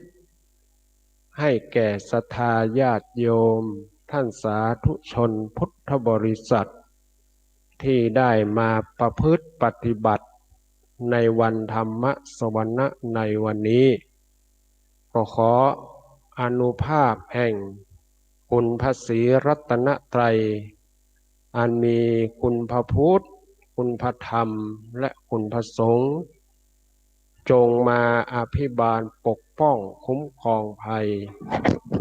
ให้คณะท่านศรัทธาสาธุชนพุทธบริษัท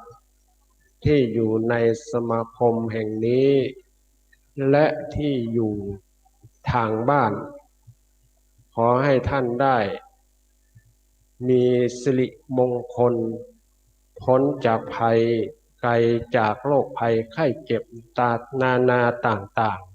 ๆและขอให้ท่านประสบแต่ความสุขความเจริญยิ่งขึ้นไปอัตมภาพรับแสดงพระธรรมเทศนามาก็เห็นว่าพอสัมมุขา เอตังเมสรนังเขมัง เอตังสรณะมุตตมัง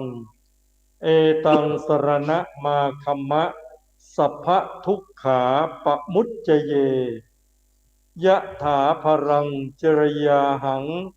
สัมมาสัมพุทธศาสนัง ทุกขนิสรณัสเสวะ ภาคีอัสสังอนาคเต กาเยนวาจายวเจตสาวา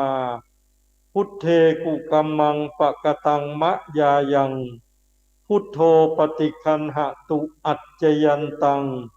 กาลันตะเรสังวริตุงวะพุทเท กาเยนวาจายวเจตสาวาธัมเมกุกัมมังปะกตังมะยายัง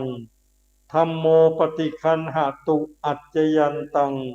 การันตะเรสังวริตุงวะธัมเม กาเยนวาจายวเจตสาวาสังเคกุกัมมังปะกตังมะยายังสังโฆปฏิคันหตุอัจจยันตัง กาลันตะเรสังวริตุงวะสังเคศรัทธาสาธุชนทุกท่านอาจได้สดับพระธรรมเทศนาจบลงไปแล้วซึ่งได้โปรดเมตตาแสดงโดยท่านอาจารย์ท่านพระครูวินัยธรชัชวาลชวนปัญโยเลขานุการเจ้าคณะอำเภอสันกำแพงและผู้ช่วยเจ้าอาวาสวัดพระสิงห์วรมหาวิหารจังหวัดเชียงใหม่จบลงเป็นที่เรียบร้อยแล้วนะครับลำดับนี้ต่อไปขอเชิญทุกท่านที่ได้จัดเตรียมจตุปัจจัยทายธรรมที่จะถวายบูชากันเทศได้น้อมนำออกมาถวายด้วยตัวของท่านได้แล้วนะครับขอเชิญทุกท่านเลยครับแม่ครูเป็นตัวแทนถวายจตุปัจจัย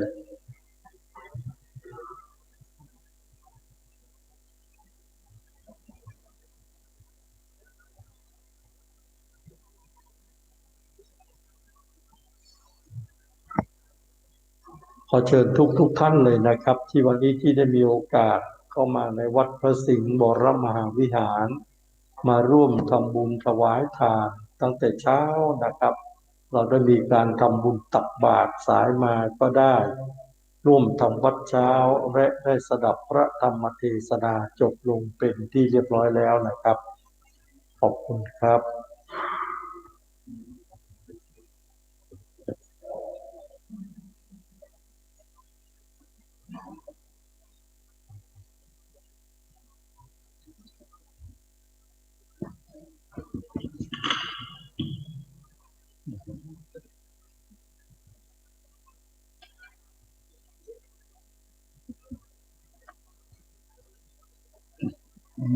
นะโมตัสสะภะคะวะโตอะระหะโตสัมมาสัมพุทธัสสะนะโมตัสสะภะคะวะโตอะระหะโตสัมมาสัมพุทธัสสะนะโมตัสสะภะคะวะโตอะระหะโตสัมมาสัมพุทธัสสะอิติปิโสภะ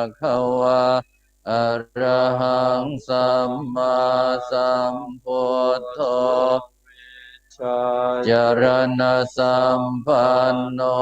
สุขโตโลกวิทูอนุตตรธรรมสารทิสัทธาเทวมนุษย์สานังโพธภควาติสวากขาโตภควตาธัมโมเทโกอาลิโกเอหิปัสสิโกโอปัญญิโกปัจจตังเวทิตาโพวินโยเหติสุปฏิปันโนภะคะวะโตสาวกสังโฆอุชุปฏิปันโนภะคะวะโตสาวกสังโฆญาญาปฏิปันโนภะคะวะโตสาวกสังโฆสามีจิปฏิปันโนภะคะวะโตสาวกสังโฆยะทิทังจัตตาริปุริสายุกาอัตถปุริสปุคคลาเอสัพพะคะวะโตสาวกสังโฆนายโยปะหุนายโยทักขินายโยอัญชลิกรณีโยอนุตตรังปุญญาเขตังโลกัสสันติพาหุงสหัสสมพินิมมิตาสสะวุทันตังคลีมิกรังอุทิตโกรัสเสนมารังสหนาทิธรรมวิธินาชิตวามุนินโทตันเตจะสะภวตุเตชยมังคลานิมาราธิเลกัมมพิโยติจะสะภราติงโครัมปนาสัพพะทยาคังขันเตสุทันตวิธินาชิตวะมุนินโทตันเตจะสะภวตุเตชยมังคลานินาลาคิลิกาจวารังอติมาทโพตังตาวากิจกรรมสนิวสุทารุนันตังเมตตาภูเสกวิธินาจิตวามุนินโทตันเตชะสาภวตุเตชยมังคลานิโอเกตกากรรมติหาทัสสุทารุนันตังทาวันติโยชนะปะทังนิมาลวันตังเอเทภิสังกตมโนชิตวาโอตันเตจะสาภวตุเตชยมังคลานิกตวานากาธมุทรังวกาภินิยาจินจายทุตวัจนังชยกายมาเชสันเตนะโสมวิธินาชิตวามุนินโทตันเตจะสาภวตุเตชยมังกาลานิสัจจังวิหายมติสัจจกวาทะเกตุงวาทาพิโรปิตมนังอติอันทภูตังปัญญา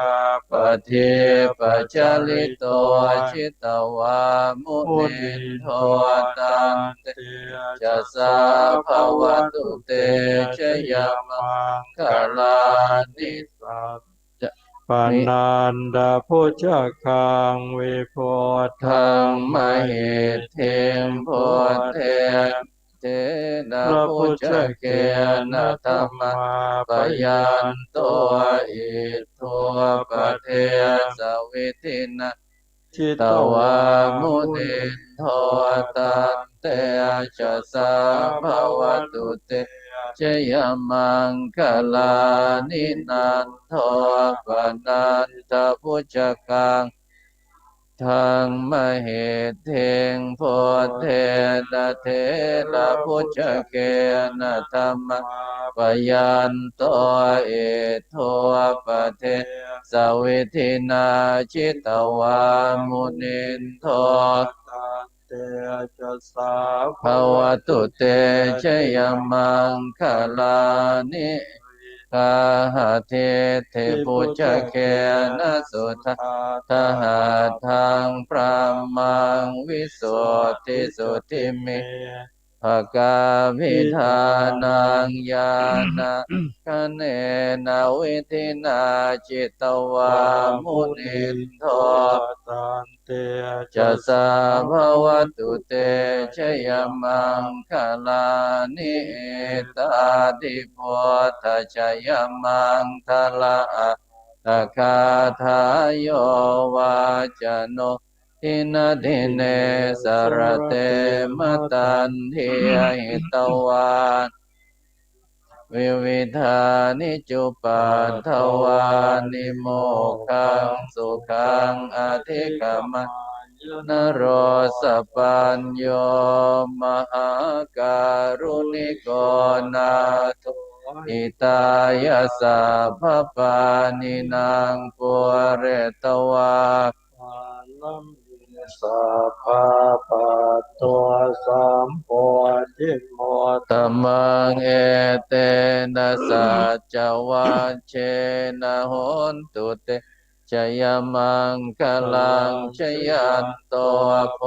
ธิยาโมเลสักยาน างนันทิวัฒโนเอวังตวังวิชโยอิชยาสุชยมังคะเลอปราชิตปัน ลังเกสีเสปัทวิโปคะเล สัพ พระ พะ พุทธานังอาคาปะโต ปะโม ทัตติสุนาคาตังสุมังคลังสุปภาตังสุขโนสุโมโตจะสุเยตังปรามจาริสุปทาขินังกายกรรมังวาจากรรมังปทาขินังปทาขินังมโนกรรมังปณิทิเต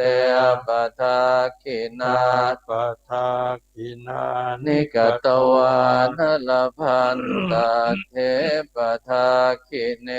ภวตุสัพพมังคลัง ลา กันตุสัพพเทวตาสัพพพุทธาเวนัสทธาโสทิภวันตุเต ภวันตุสัพพมังคลัง ราคันตุสัพพเทวตาสัพพพุทธนุภาเวนัสทธาโสทิภวันตุเต ภวันตุสัพ พมังคลังราคันตุสัพพเทวตาสัพพสังฆานุภาเวนัสทธาโสทิภวันตุเต สาธุสาธุสาธุต่อไปจะได้กล่าวคำบูชาข้าวพระพุทธและกล่าวคำถวายภัตตาหารแด่พระสงฆ์นะครับ ขอเชิญทุกท่านได้ตั้งนะโมสามจบพร้อมกัน แล้วเชิญว่าตามครับ นะโมตัสสะภะคะวะโตอะระหะโตสัมมาสัมพุทธัสสะนะโมตัสสะภะคะวะโตอะระหะโตสัมมา สัมพุทธัสสะนะโมตัสสะภะคะวะโตอะระหะโตสัมมาสัมพุทธัสสะอิมังสูปะพยัญชนะสัมปันนังสารีนังโภ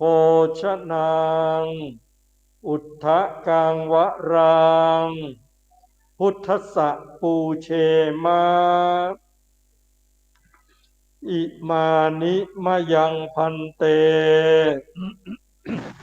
พัตตานิสัปริวารานิภิกขุสังคัสสะโอโนชยามะสาธุโนพันเตภิกขุสังโฆ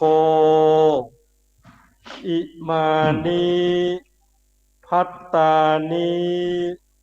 สัปริวารานิปฏิคันหาตุอัมหากังทีฆรตังหิตายาสุขายาข้าแต่พระสงฆ์ผู้เจริญข้าพเจ้าทั้งหลายขอน้อมถวายภัตตาหารกับทั้งของบริวารทั้งหลายเหล่านี้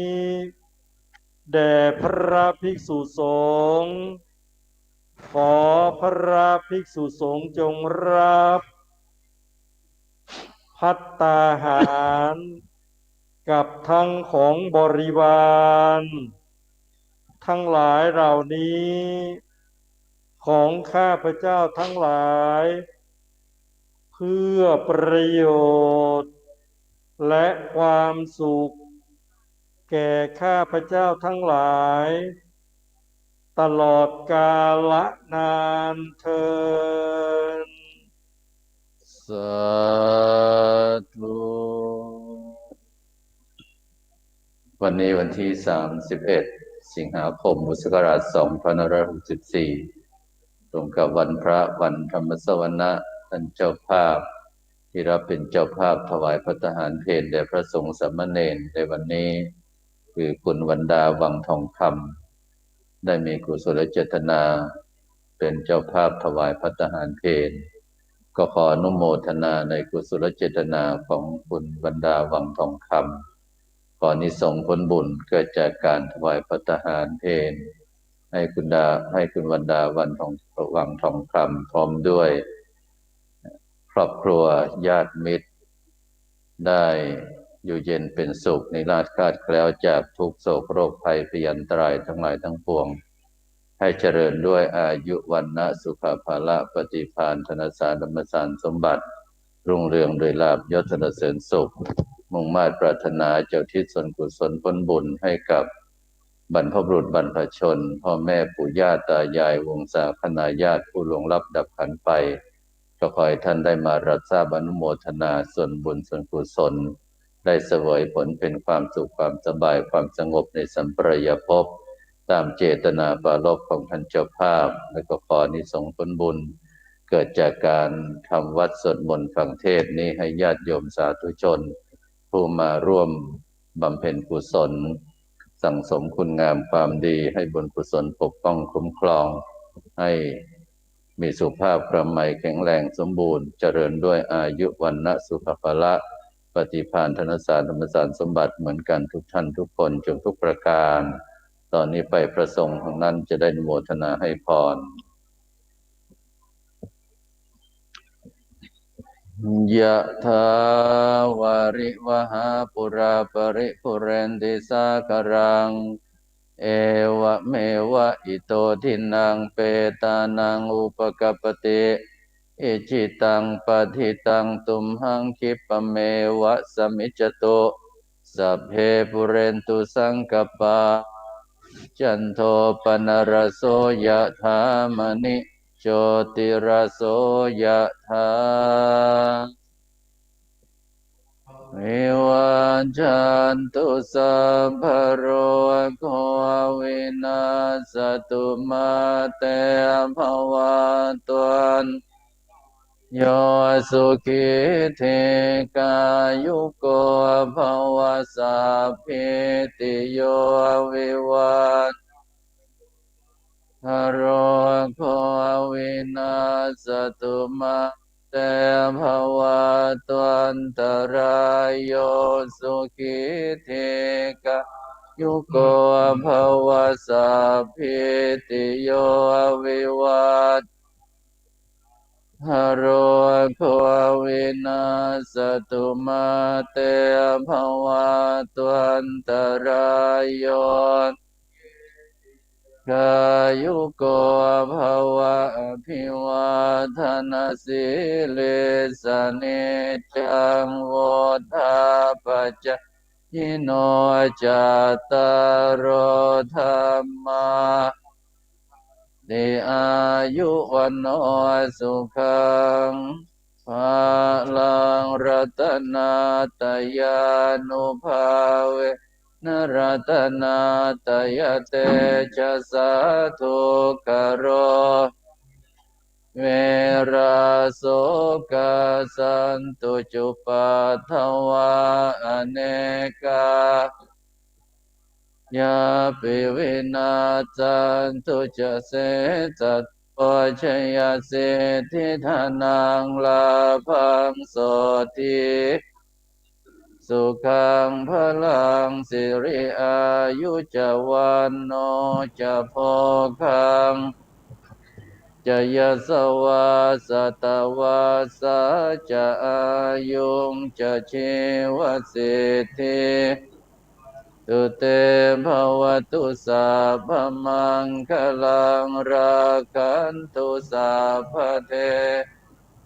สัพพพุทธานุภาเวนัสสทธาโสทิภวตุเต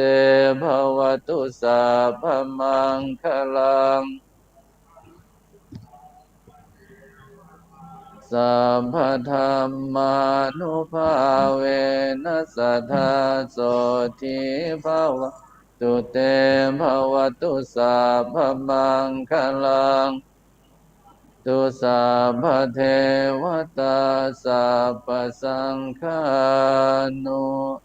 ภาเวนัสสทธาโสทิภาวันตุเต สาธุสาธุสาธุขอเชิญทุกท่านได้เจริญจิตตภาวนาทำใจให้สงบสักชั่วระยะเวลาหนึ่งเพื่อเป็นภาวนาใหม่บุญสำเร็จด้วยการภาวนาขอเชิญทุกท่านครับ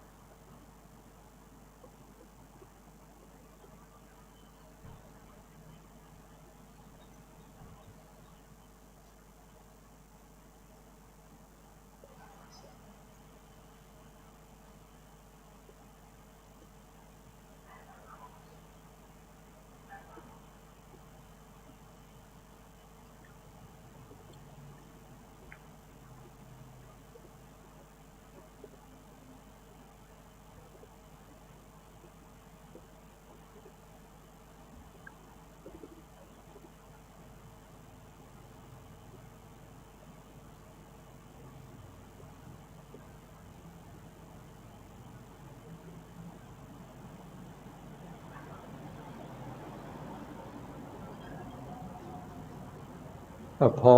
สมควรแก่เวลาขอบคุณทุกท่านนะครับ ต่อไปขอเชิญหลังจากที่ บรรดาท่านผู้ฟังแล้วก็ท่านผู้ชมตอนนี้ก็กำลังติดตามรายการอยู่บ้านสร้างบุญตลอดพรรษาออนไลน์ไลฟ์สดทาง Facebook ทางช่องธรรมะเป็นทีมกลุ่มพระสงฆ์อุบาสกอุบาสิการ่วมกันเผยแผ่ธรรมะออนไลน์ไลฟ์สดทาง Facebook แล้วก็สถานีวิทยุเครือข่ายคลื่นสีขาว FM คลื่น 104.50 เมกะเฮิรตซ์อำเภอเมืองจังหวัดเชียงใหม่ซึ่งบรรดาท่านผู้ฟังท่านผู้ชมที่กำลังติดตามก็สามารถที่จะช่วยประชาสัมพันธ์บอกต่อกันไปว่าสามารถรับชมทางเฟซธรรมะเป็นทีมเฟซ IDTO หรือว่าพระพุทธศาสนาสากลโลกนะซึ่งในวันนี้ก็เป็นวันพระวันธรรมสวนะวันแห่งการฟังธรรมวันอังคารที่31เดือนสิงหาคมปีพุทธศักราช2564นะกล่าวกับผมอาตมาภาพพระครูโสพลปริยัติก็ได้นำรายการอยู่บ้านสร้างบุญตลอดพรรษาออนไลน์มาพบกับบรรดาท่านผู้ฟังท่านผู้ชมเป็นประจำทุกวันพระเวลาตั้งแต่ 9 นาฬิกาเป็นต้นไปจนถึงเวลา 11 นาฬิกาซึ่งบรรดาท่านผู้ฟังก็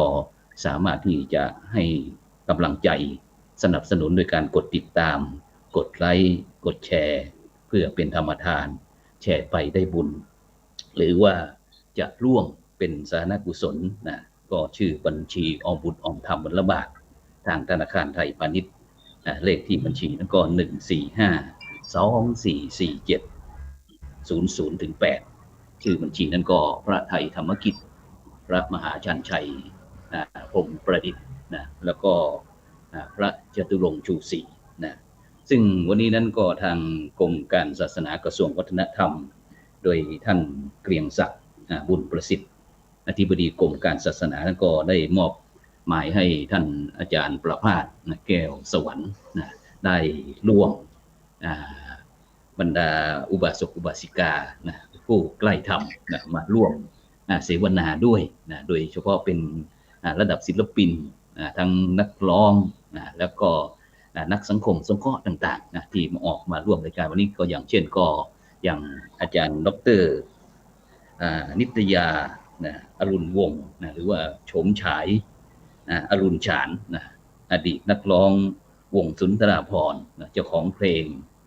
สมมุติว่าเขารักประธานคณะกรรมการสนับสนุนงานประชาสัมพันธ์มหาวิทยาลัยมหาจุฬาลงกรณราชวิทยาลัยวังน้อยประธานโครงการเพลงลูกกรุงแล้วก็กระทรวงวัฒนธรรมแล้วก็ประธานคณะกรรมการอนุรักษ์สืบสานประเพณีเพลงไทยภาษาสื่อสารเพลงไทยซึ่งก็ได้คุยกันก่อนที่เราจะเข้าในช่วงที่ฟังพระธรรมเทศนาฉะนั้นก็ตอนนี้ก็ได้รับ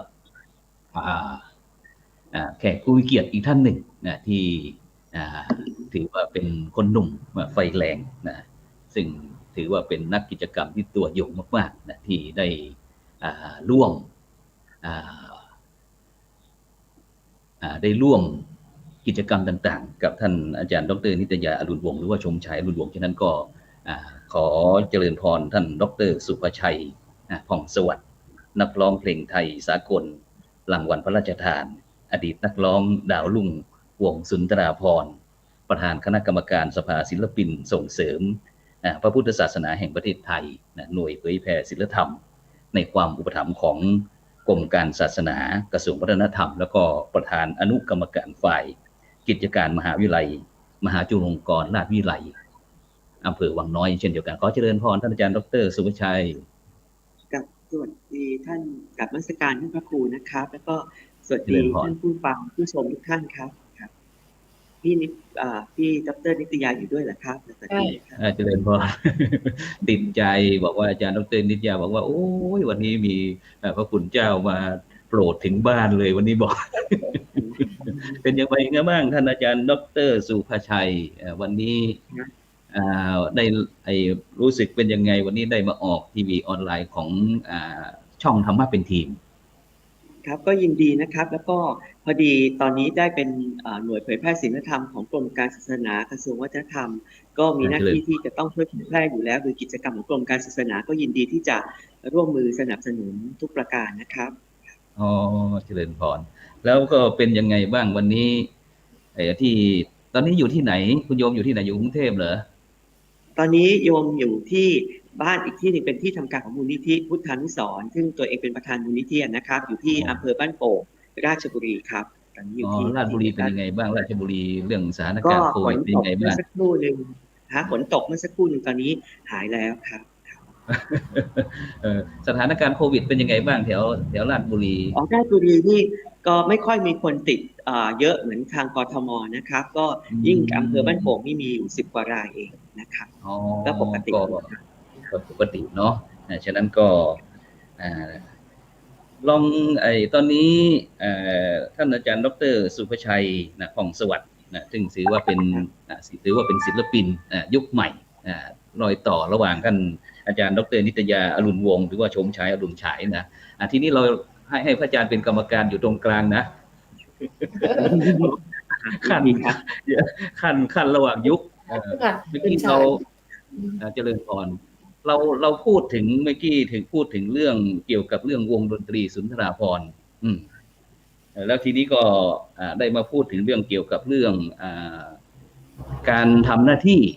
ของพุทธศาสนิกชนของเรานะซึ่งแต่ละท่านแต่ละคนเนี่ยได้มีส่วนไปช่วยสนับสนุนทั้งกรมการศาสนากระทรวงวัฒนธรรมบ้างนะหรือว่าสภาสังคมสงเคราะห์บ้างเนี่ยอยากจะให้ท่านอาจารย์ดร.สุภชัยได้พูดถึงโครงการที่ได้ทำในขณะนี้เกี่ยวกับเรื่องการสนับสนุนเรื่องศีลธรรมบ้างไหมขอเจริญพรครับคือตอนนี้เริ่มแรกเลยนะครับ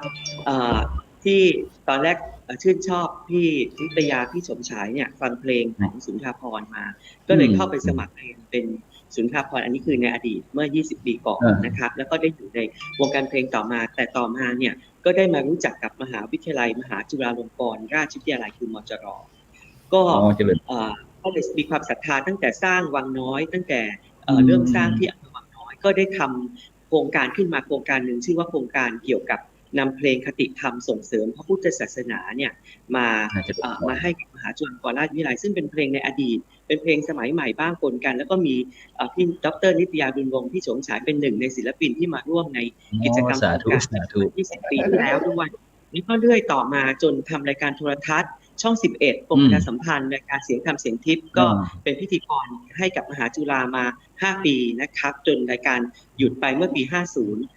ทางโครงการเราก็ได้ทำต่อมาเรื่อยๆจนได้ตั้งเป็นองค์กรขึ้นมาองค์กรหนึ่งคือสภาศิลปินส่งเสริมพระพุทธศาสนาแห่งประเทศไทยซึ่งในอดีตเนี่ยได้รับพระเมตตาจากเจ้าประคุณสมเด็จพระพุทธจารย์อดีตประธานผู้ปฏิบัติหน้าที่สมเด็จพระสังฆราชวัดสะเกษทรงเป็นองค์ประธานอุปถัมภ์หน้าที่ก็คือรวมศิลปินและนักร้องเนี่ยครับทั้งรุ่นอาวุโสศิลปินแห่งชาติศิลปินรุ่นใหม่ๆศิลปินลูกทุ่งเพลงไทยลูกกรุงทุกสังกัดเนี่ยมาร่วมที่จะเป็นสื่อประชาสัมพันธ์ให้กับพระพุทธศาสนาทั้งของมหาวิทยาลัยมหาจุฬาลงกรณราชวิทยาลัยก็ดีหรือตอนนั้นสำนักงานพุทธศาสนาแห่งชาติก็ไปช่วยอยู่หลายกิจกรรมจนถึงปัจจุบันได้มาช่วยทางกรมการศาสนากระทรวงวัฒนธรรมครับหน้าที่ก็คือนำศิลปินดารานักร้องมาเป็นสื่อเป็นกระบอกเสียงในการประชาสัมพันธ์กิจกรรมเช่นวันวิสาขะวันอาสาฬหะวันเข้าพรรษาเป็นต้นนะครับก็ทำมาตลอดเป็นเวลา10 ปีแล้วและตอนนี้ก็ทำต่อไปโดยเฉพาะอย่างยิ่งที่สำคัญร่วมกับกรมศาสนาก็คือเมื่อปีที่แล้วเนี่ยทางองค์การยูเนสโกแห่งสหประชาชาติเนี่ยได้ประกาศยกย่องเกียรติคุณพระอาจารย์มั่นภูริทัตโตเนี่ยให้เป็นบุคคลสำคัญของโลกนะครับก็ได้มีการช่วยประชาสัมพันธ์และสำคัญก็คือบทเพลงคติธรรมที่ดร.นิตยาบุญวงศ์หรือพี่สมชายเนี่ยเป็นผู้ประพันธ์ทั้งทำนองนะครับดนตรีแล้วก็เป็นผู้ออกทุนในการทำทั้งหมดแล้วก็เผยแพร่นักร้องต้อง150 คนทางกรมการศาสนาก็ได้เผยแพร่ไปทั้งปีเมื่อปีที่แล้วนะครับจนมาติดโควิดตรงนี้ก็ยังมีโครงการต่อไปก็คือสำคัญเพิ่งคุยกับท่านทิบดีนะครับก็คือปีหน้าสมเด็จพระมหาสมณเจ้ากรมพระยาวชิรยานวโรรสเนี่ยทรงจะได้รับการยกย่องกับยูเนสโกเหมือนกันทางพี่ดร.นิยาบุญวงศ์และพวกเราทั้งหมดจะร่วมกันทำบทเพลงขึ้นมาเพื่อเฉลิมฉลองสดุดีพระองค์ท่านครับสาธุแล้วก็ไปที่ท่านอาจารย์ดร.นิตยานะ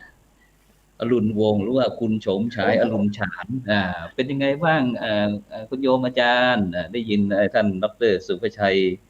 ผ่องสวัสดิ์พูดแล้วโยมแม่เป็นยังไงบ้างเหนื่อยไหมเนี่ยไม่เหนื่อยเจ้าค่ะไม่เหนื่อยเจ้าค่ะก็ หมายความในเรื่องที่ต้องทำต่อไปเนี่ยดีมากๆจ้ะค่ะคือถือว่าเป็นมงคลของชีวิตในการที่เราได้มีโอกาสทำบทเพลงถวายในโอกาสที่หลวงปู่มั่นรางวัลยูเนสโกและก็เกิดมีทำต่อไปเนี่ยถือว่าเป็นมงคลของชีวิตเจ้าค่ะเป็นมงคลของชีวิตว่าเราเกิดมาชาตินี้เราได้ทำอะไรให้กับที่เราอยู่ใต้บวรพระพุทธศาสนาเราทำอะไรก็เป็นใจเจ้าค่ะขออนุญาตโยมอาจารย์ได้ไหมเนี่ยสมมติว่าอยากจะได้เพลงสมชายรุนฉานมาเปิดประจำรายการเราเนี่ยได้ไหมเนี่ยยิ่งเจ้าค่ะตอนนี้โยมแม่กำลังมีโครงการอะไรที่กำลังปฏิบัติเกี่ยวกับเรื่องงานตั้งส่งเสริมพระพุทธศาสนาหรือว่าสังคมสงเคราะห์เราเจริญพรอย่างที่ดร.สุภชัยพูดเมื่อสักครู่นี้คือโครงการประพันธ์บทเพลงแล้วก็ผลิตบทเพลงที่จะได้รางวัลยูเนสโกจากที่ดร.เอแจ้งเมื่อสักครู่นี้เจ้าค่ะแล้วก็จริงๆแล้วเราก็มีทำบทเพลงที่เพียงกำลังใจให้กับส่งไปให้เพื่อนๆที่บ้านว่าเพียงกำลังใจที่เรามอบให้กันอันนี้ทำแล้วเจ้าค่ะข้ามผ่านเรื่องราวมากมายอย่าท้อแท้สิ้นหวังสิ้นพลังยืนหยัดไม่แพ้พ่ายคือเป็นกำลังใจให้กับประชาชนเจ้าค่ะคือเราทำถวายภาพแล้วเราก็ยังทำให้กับเพื่อนร่วมชาติด้วยกันเจ้าค่ะเพราะว่าวันนี้สิ่งที่จะสื่อไปถึงเพื่อนที่ประสบปัญหาหรืออยู่ที่บ้านไม่ได้ไปไหนก็กำลังใจที่ส่งให้กันว่าไม่ต้องเจอกันนะเรามีกำลังใจส่งให้กันเจ้าค่ะก็ถือว่าสิ่งที่ฉมฉายน่าจะพอทำได้ก็คือผ่านทางเสียงเพลงบทเพลงนะคะเพราะวันนี้ได้เจอดร.เอเนี่ยเป็นคนที่มีแนวคิดเหมือนกันคือนึกว่าเราเกิดมาเนี่ยให้กับสังคมและประเทศชาติเราก็ร่วมมือกันในคำว่าสังคมและประเทศชาติเราทำถวายพระพุทธศาสนาทำให้ชาติและชาติคือประชาชนแล้วก็ทำให้กับประชาชนที่เขาจะได้มีความอบอุ่นในหัวใจคือเจริญพรก็ค่ะก็ถือว่าเป็นงานที่ชอบแล้วก็เป็นสุขมีความสุขจากการที่ได้ทำอย่างนี้เป็นวงชีวิตเจ้าค่ะ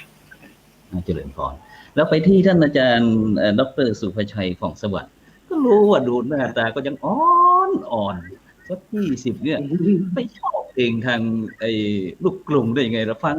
รู้เรื่องไหมเนี่ย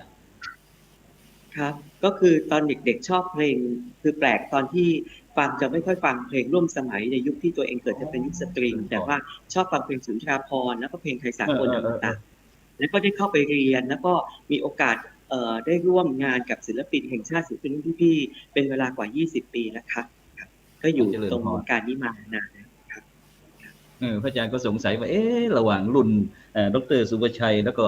คุณดร.นิตยาคุณวงเนี่ยว่าห่างกันแล้วบางทีพระอาจารย์ก็อยู่ตรงกลางพระอาจารย์ก็ได้ยินอยู่นะอย่างดาวใจไพจิตอะไรบ้างต่างๆเนี่ยทีนี้ไปหลงเสน่ห์ยังไงถึงชอบเพลงลูกกรุงอย่างนั้นของคุณแม่ดร.นิตยาคุณวงเนี่ยท่านอาจารย์ดร.สุภชัยครับก็คือเพลงของเพลงนี้จะไม่เหมือนกับเพลงทั่วไปอย่างท่านพระอาจารย์ก็คงทราบว่ามันเป็นเขาเรียกว่าอะไรเป็นฉันทลักษณ์คือมันเป็นความคล้องจองเป็นกลอนเป็นโครงเป็นกาบการที่เอากาบเป็นโครงเป็นกลอนเนี่ยมาใส่ทำนองนะครับแล้วก็มีทั้งความเป็นสากลเขาถึงเรียกว่าไทยสากลก็คือมันเป็นพื้นฐานจากไทยเดิมแต่ว่าเป็นดนตรีสากลมีโน้ตสากลพอเอามาผสมผสานกันมันได้ความคลาสสิกแบบไทยเพราะฉะนั้นเนี่ยมันจะเป็นสิ่งที่ไม่เชยด้วยแล้วก็เป็นสิ่งที่ท้าทายความสามารถของผู้ที่จะเข้ามาเรียนหรือมาฝึกหัดร้องประเภทนี้เพราะไม่ใช่ร้องกันง่ายๆเพราะมันจะมีศิลปะมีเอกลักษณ์เฉพาะนะครับไม่เหมือนอย่างเพลงลูกทุ่งเนี่ยเขาก็มีของเขาแต่เพลงลูกกรุงหรือสุนทรภรณ์หรือไทยสากลอมตะเนี่ยไม่ใช่ร้องแค่นอกจากชัดเจนแล้วเขายังมีจิตวิญญาณหรือเอกลักษณ์ซึ่งสมัยเนี้ยบางคนเอามาร้องใหม่เนี่ยโอเคเพราะแต่ว่า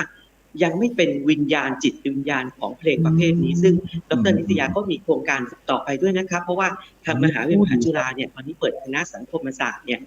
ได้คุยกันไว้แล้วตอนติดโควิดว่ามหาจุฬาไม่ใช่เรื่องของพุทธศาสนาอย่างเดียวพันธกิจเนี่ยมีเรื่องทั้งส่งเสริมศิลปะและวัฒนธรรมด้วยเพราะฉะนั้นเพลงไทยเนี่ยเกี่ยวกับภาษาไทยและก็ศิลปะไทยเนี่ยก็ย่อมที่จะเกี่ยวพันกับพันธกิจของมหาลัย ทางมหาลัยก็อาจจะ เรียน เปิด ก่อน หลักสูตรระยะสั้นให้เป็นฆราวาสคงไม่ใช่เป็นพระนะครับ ให้เรียนด้านร้องเพลงในที่ถูกหลักภาษาไทยแต่อย่างพระคุณเจ้าก็เอาไปใช้ได้ตรงหนึ่งคือเรื่องลมหายใจ เพราะว่าการเรียนของร้องเพลงเนี่ยมันจะมีเรื่องของลมหายใจที่จะต้องใช้พลังได้อย่างถูกต้อง อาจจะเอาไปใช้ในการเทศน์ก็ได้นะครับ อันนี้คือโครงการต่อไปนะครับที่นมัสการครับ ก็อยากจะให้เชิญชวนคนรุ่นใหม่ เทียบแทน มาช่วยกันที่เราติดตาม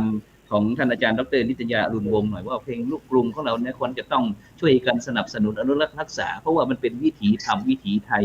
ของเราที่เราจะต้องช่วยกันสืบสานในฐานะเป็นคนรุ่นใหม่เชิญพรอาจารย์ดร.ทำอยู่เจ้าค่ะทำกับดร.สุภชัยเจ้าค่ะคือคิดว่าวันนี้เราก็ทำไประดับหนึ่งแล้วแต่ยังต้องมีต่อยอดทำมากขึ้นไปอีกรวมไปถึงว่าเมื่อเรามีเยาวชนต่างๆที่เข้ามาอยู่ในโครงการของเราเป็นการสืบทอดสิ่งดีงามในเรื่องของวัฒนธรรมการใช้ภาษาไทย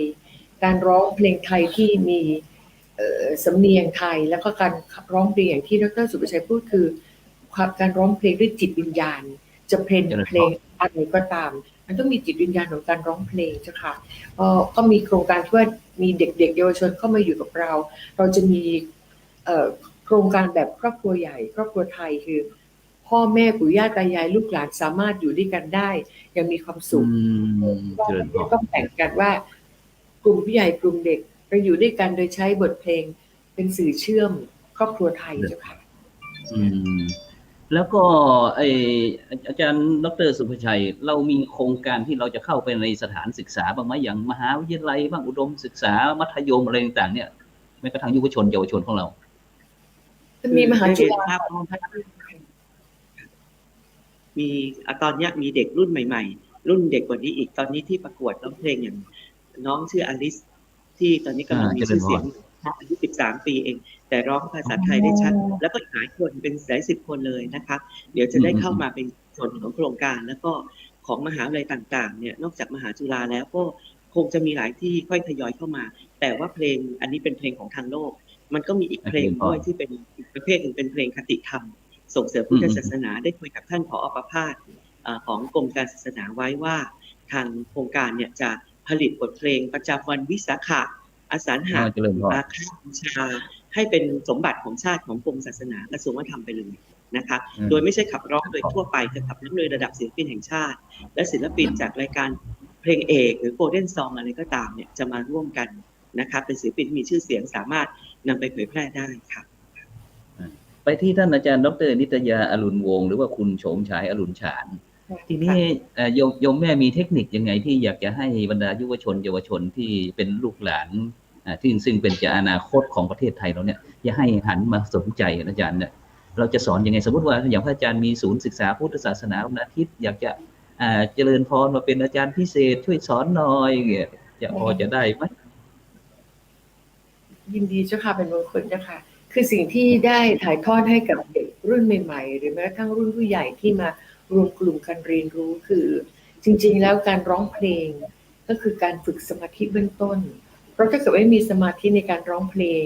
แน่นอนคือจะต้องจำเนื้อและทำนองไม่ได้เจ้าค่ะถ้าเขาไม่มีสมาธิในการที่จะตั้งใจร้องหรือตั้งใจหายใจให้ถูกต้องการหายใจถูกต้องก็หายใจลึกเพราะว่าการร้องเพลงให้ได้พลังนั้นต้องหายใจลึกเหมือนการนั่งสมาธิเจ้าค่ะหายใจต้องลึกแล้วออกมาเบาๆคือเป็นการฝึกการใช้ลมที่ถูกต้องซึ่งอันดับแรกในด้านของสุขภาพกายก็คือทำให้หายใจเมื่อออกซิเจนในท้องมากๆเข้าร่างกายมากๆร่างกายแข็งแรงในเรื่องของจิตใจหายใจลึกๆผ่อนคลายสภาพจิตใจดีเจ้าค่ะน่าจะเป็นการฝึกสมาธิเบื้องต้นแล้วก็เวลาร้องบทเพลงเนี่ยแล้วจำเนื้อเพลงได้ความจำย่อมดีเจ้าค่ะก็จะมีวิธีการฝึกแ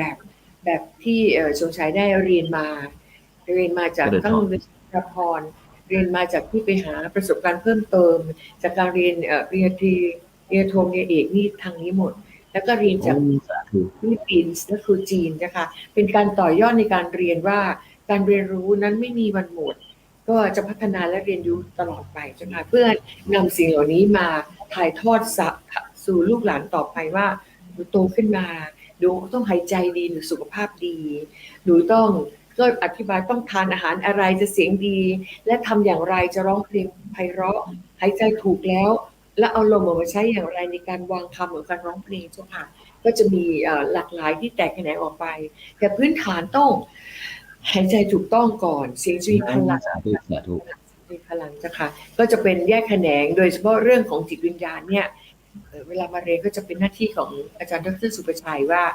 การสร้างจิตวิญญาณจะทำอย่างไรให้บทเพลงเนี่ยออกมาแล้วมีชีวิตเจ้าค่ะไม่ใช่ร้องเสียงดีมีพลังแต่ถ้าเราออกมาแล้วไม่ได้อรรถรสคนฟังไปแล้วก็ไม่ได้อรรถรสก็คือจิตวิญญาณยังไม่พอเพราะว่าเขายังใช้เรียกว่าพลังจิตคิดว่าเรื่องนี้มันเป็นอะไรไม่เป็นเดี๋ยวใช้เสียงออกมาให้ตรงจ้ะค่ะอันนี้ด ขอ ร.สุ ถาม ประชัย กันดร.นิตยานิดหนึ่งคุณครูคนแรกที่สอนครูเพลงคนแรกของอาจารย์ดร.นิตยาอรุณวงศ์เนี่ยใครช่วยยกย่องท่านหน่อยทำไมปั้นลูกศิษย์ดีจริงๆเนี่ยถ้าไม่มีท่านนี้ก็สมชายก็ไม่ได้เกิดในวงการคือเจริญพร ศาสนานเจ้าค่ะคุณครูเอื้อศาสนานท่านเป็นบุคคลสำคัญของโลกในอดีตท่านเป็นหัวหน้าวงดนตรีกรมประชาสัมพันธ์ตอนที่สมชายไปสมัครที่กรมประชาสัมพันธ์เพราะว่าครอบครัวชอบและตัวเองชอบร้องเพลงตั้งแต่เด็กก็ไปสมัครที่กรมประชาสัมพันธ์โดยตาไปฝากเจ้าค่ะจากนั้นก็ได้ไปเรียนที่โรงเรียนจุฬาภรณ์การดนตรีเรียนแล้วก็ฝึกมาตลอดจนกระทั่งสอบเป็นข้าราชการสามัญที่กรมประชาสัมพันธ์เจ้าค่ะแล้วก็ยังมีครูยันยงศรีรานนท์ที่ร้องเพลงพูดท่าที่ว่าเป็นกะลาให้ถือนะคะแล้วก็จะค่ะแล้วก็ครูบริษาคุณครูรวงทองลั่นทมครูรุ่งฤดีแพ่งผ่องใสครูวรนุชอารีหลายๆท่านที่เป็นรุ่นพี่ของวงดนตรีกรมประชาสัมพันธ์หรือศูนย์ครายุคนั้นก็จะถ่ายทอดจากรุ่นสู่รุ่นเจ้าค่ะและนักร้องอย่างตอนที่คุณเจริญพรตอนที่คุณปู่พาไปนี้ถูกบังคับไปหรือว่าใจมันรักซะแล้วเนี่ยใจรักเจ้าค่ะที่จริงแล้วเนี่ยบ้านคุณตาเนี่ยมีญาติอยู่ทางกองทัพอากาศบอกว่าอยากให้ไปเป็นทหารจะได้มีระเบียบแต่ตอนนั้นกระแสของเพลงคุณครูเอื้อดังมากก็บอกว่าอยากฝึกที่นี้ที่กรมประชาสัมพันธ์เจ้าค่ะก็คุณตาไปฝากและขณะที่ไปฝึกร้องเพลงแล้วเรียนสุนทรภรณ์จนสอบบรรจุเป็นข้าราชการแล้วก็เรียนรู้ต่อยอดตลอดเพราะเป็นคนชอบเรียนเจ้าค่ะเพราะคุณครูอาจารย์เคยบอกคุณครูเอื้อบอกว่าความรู้จะเป็นอภรณ์ประดับกายการเรียนรู้ไม่มีที่สิ้นสุดเราวันนี้อย่างไรอย่าคิดว่าเราเก่งแล้วน้ำยังไงก็ยังไม่เต็มแก้วให้เรียนรู้ต่อไปให้เรียนรู้ต่อไปเพื่อจะมาพัฒนาตัวเองและพัฒนาคนรอบข้างเจ้าค่ะครูบาอาจารย์ท่านถูกเจ้าค่ะแล้วก็ครูมนัส รามโยธินแห่งกรมประชาสัมพันธ์เพราะฉะนั้นครูพรพิรุณนอกจากสอนร้องแล้วก็แต่งเพลงให้กับร้องด้วยเจ้าค่ะแม่ครูพรพิรุณที่แต่งเพลงขอให้เหมือนเดิมเพลงฝนหยาดสุดท้ายเพลงใจชายใจหญิงเพลงต่างๆมากมายซึ่งท่านก็กรุณาสอนแล้วก็แต่งเพลงให้ด้วยเจ้าค่ะสาธุไปที่อาจารย์ดร.สุภชัยผ่องสวัสดิ์ในฐานะที่เป็นคนรุ่นใหม่ที่จะเป็นผู้ที่สืบสานเพลงลูกกรุงจากท่านอาจารย์ดร.นิตยาอรุณวงศ์เห็นความสำคัญเกี่ยวกับเรื่องศิลปะเพลงไทยลูกกรุงนี้เราจะทำยังไงที่จะสืบสานให้มันนานที่สุดให้เป็นคู่บ้านคู่เมืองของเราเนี่ยในฐานะคนรุ่นใหม่ครับก็ตอนนี้นะครับก็มีกิจกรรมเลยท่านดร.นิตยาเป็นประธานโครงการสืบสานเพลงลูกกรุงเครือข่ายกระทรวงวัฒนธรรมอยู่แล้วตอนนี้เดี๋ยวคงจะมีการเปิดให้เด็กรุ่นใหม่เข้ามารวมตัวกันแต่มันพิเศษกว่าตรงอื่นก็คือว่ารวมตัวกันเนี่ยเรามีวงเล็กอยู่ว่าไม่ใช่ร้องเพลงลูกกรุงอย่างเดียวเราบอกว่าต้องสื่อความเป็นจิตวิญญาณของเพลงลูกกรุงคือเป็นทายาททางวัฒนธรรมอย่างแท้จริงก็คือเดี๋ยวดร.นิยาคงจะถ่ายทอดจิตวิญญาณของความเป็นลูกกรุงคือมันต้องอารมณ์ลึกกันนะครับให้แก่ศิลปินเยาวชนคนรุ่นใหม่คือไม่ได้สักแต่ว่าร้องให้ได้หรือเอาเพลงเก่ามาร้องแล้วก็แต่เอาไม่ใช่แต่ตรงนี้เราจะให้กลายเป็นตัวอีกศิลปินรุ่นเก่าอีกคนหนึ่งแต่อยู่ในร่างของคนรุ่นใหม่เลยนะครับคงจะมีโครงการนี้ร่วมกับกระทรวงวัฒนธรรมต่อไปครับสิ่งที่ทำอยู่เนี่ยก็คือว่าเมื่อเยาวชนหรือกับผู้ใหญ่ก็ตามเมื่อมาฝึกแล้วเราจะมีเวทีให้ได้ฝึกการปฏิบัติจริงที่บอกว่า learning by doing เรียนอย่างไรก็ตามถ้าไม่ได้ขึ้นเวทีจริงก็ย่อม ยังไม่ประสบความสำเร็จเพราะว่าเวทีจริงต้องมีความประมาทความที่ต้องเตรียมตัวในด้านการขึ้นเวทีการร้องเพลงต้องทุกอย่างต้องเป็นการปฏิบัติจริงและเราเริ่มมีโครงการต่อยอดว่าเมื่อเด็กหรือเยาวชนเก่งแล้วโครงการที่จะทำต่อไปได้พูดคุยกันแล้วก็คือการบันทึกเป็นเสียงว่าถ้าเกิดเยาวชนหรือเด็กหรือผู้ใหญ่ที่บันทึกเป็นเสียงออกมาแล้วบังเอิญโชคดี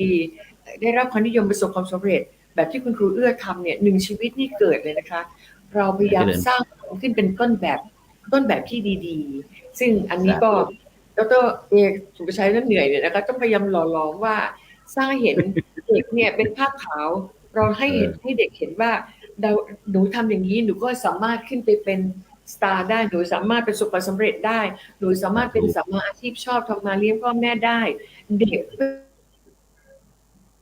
เจริญพรผมมีนะคะเพราะฉะนั้นเราให้เขาทางเลือกว่าหนูจะเลือกชอบแบบนู้นไม่เป็นไรแต่มีอีกทางหนึ่งหนูชอบไหมถ้าชอบก็มาหนูจะทำคุณโยมแม่พอดีเหลือเวลาอีก2 นาทีเนาะพอดีเวลาไม่ใกล้จะหมดละเนาะอยากติดใจจริงๆอยากจะถ้ามีโอกาสต่อไปอยากจะเชิญทั้ง2 ท่านนะมาร่วมรายการเราอีกแต่วันนี้อยากจะให้ท่านอาจารย์ดร.นิตยาอรุณวงศ์หรือว่าโฉมฉายอรุณฉานเนี่ยอยากส่งรายการด้วยสมมติว่าเขารักสักหน่อยนึงแล้วเราก็ปิดรายการกันไปคือถ้าสมัยก่อนเนี่ยเวลาร้องเพลงก็จะร้องแบบเด็กๆคือเพลงเริ่มต้นเนี่ยยังต้องร้องธรรมชาติไม่ใส่อินเนอร์หรืออารมณ์มากเพราะว่าตอนนั้นอายุ16 ปีถูกตาต้องใจต้องมนต์ของใครคนหนึ่งลงไปเก็บเข้ามาคำหนึ่งจนติดตรึงหาไทยอกเอ่ยลืมตนต้องมนต์เสียจนเป็นไข้เพราะเป็นโรคหัวใจอะไรเฝ้าครวญเพ้อไป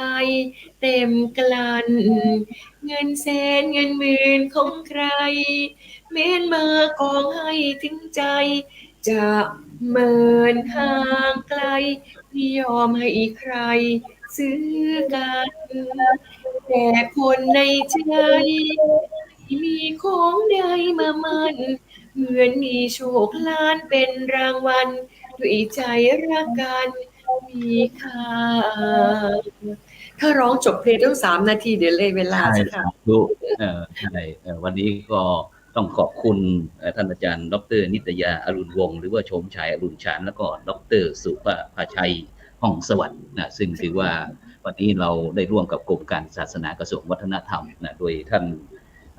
เพียงศักดิ์บุญประสิทธิ์นะซึ่งก็ได้รับมอบหมายจากท่านอิทธิพลคุณปลื้มนะรัฐมนตรีกระทรวงวัฒนธรรมทีมได้จัดรายการอยู่บ้านสร้างบุญตลอดพรรษาออนไลน์ไลฟ์สดทาง Facebook ระหว่างวัดพระสิงห์วรมหาวิหารแล้วก็อีกหลายๆวัดประมาณของประเทศไทยแล้วก็ประมาณ15 วัดฉะนั้นก็หวังว่าในโอกาสต่อไปก็คงจะได้รับความร่วมมือจากท่านทั้งสองด้วยดีสำหรับในวันนี้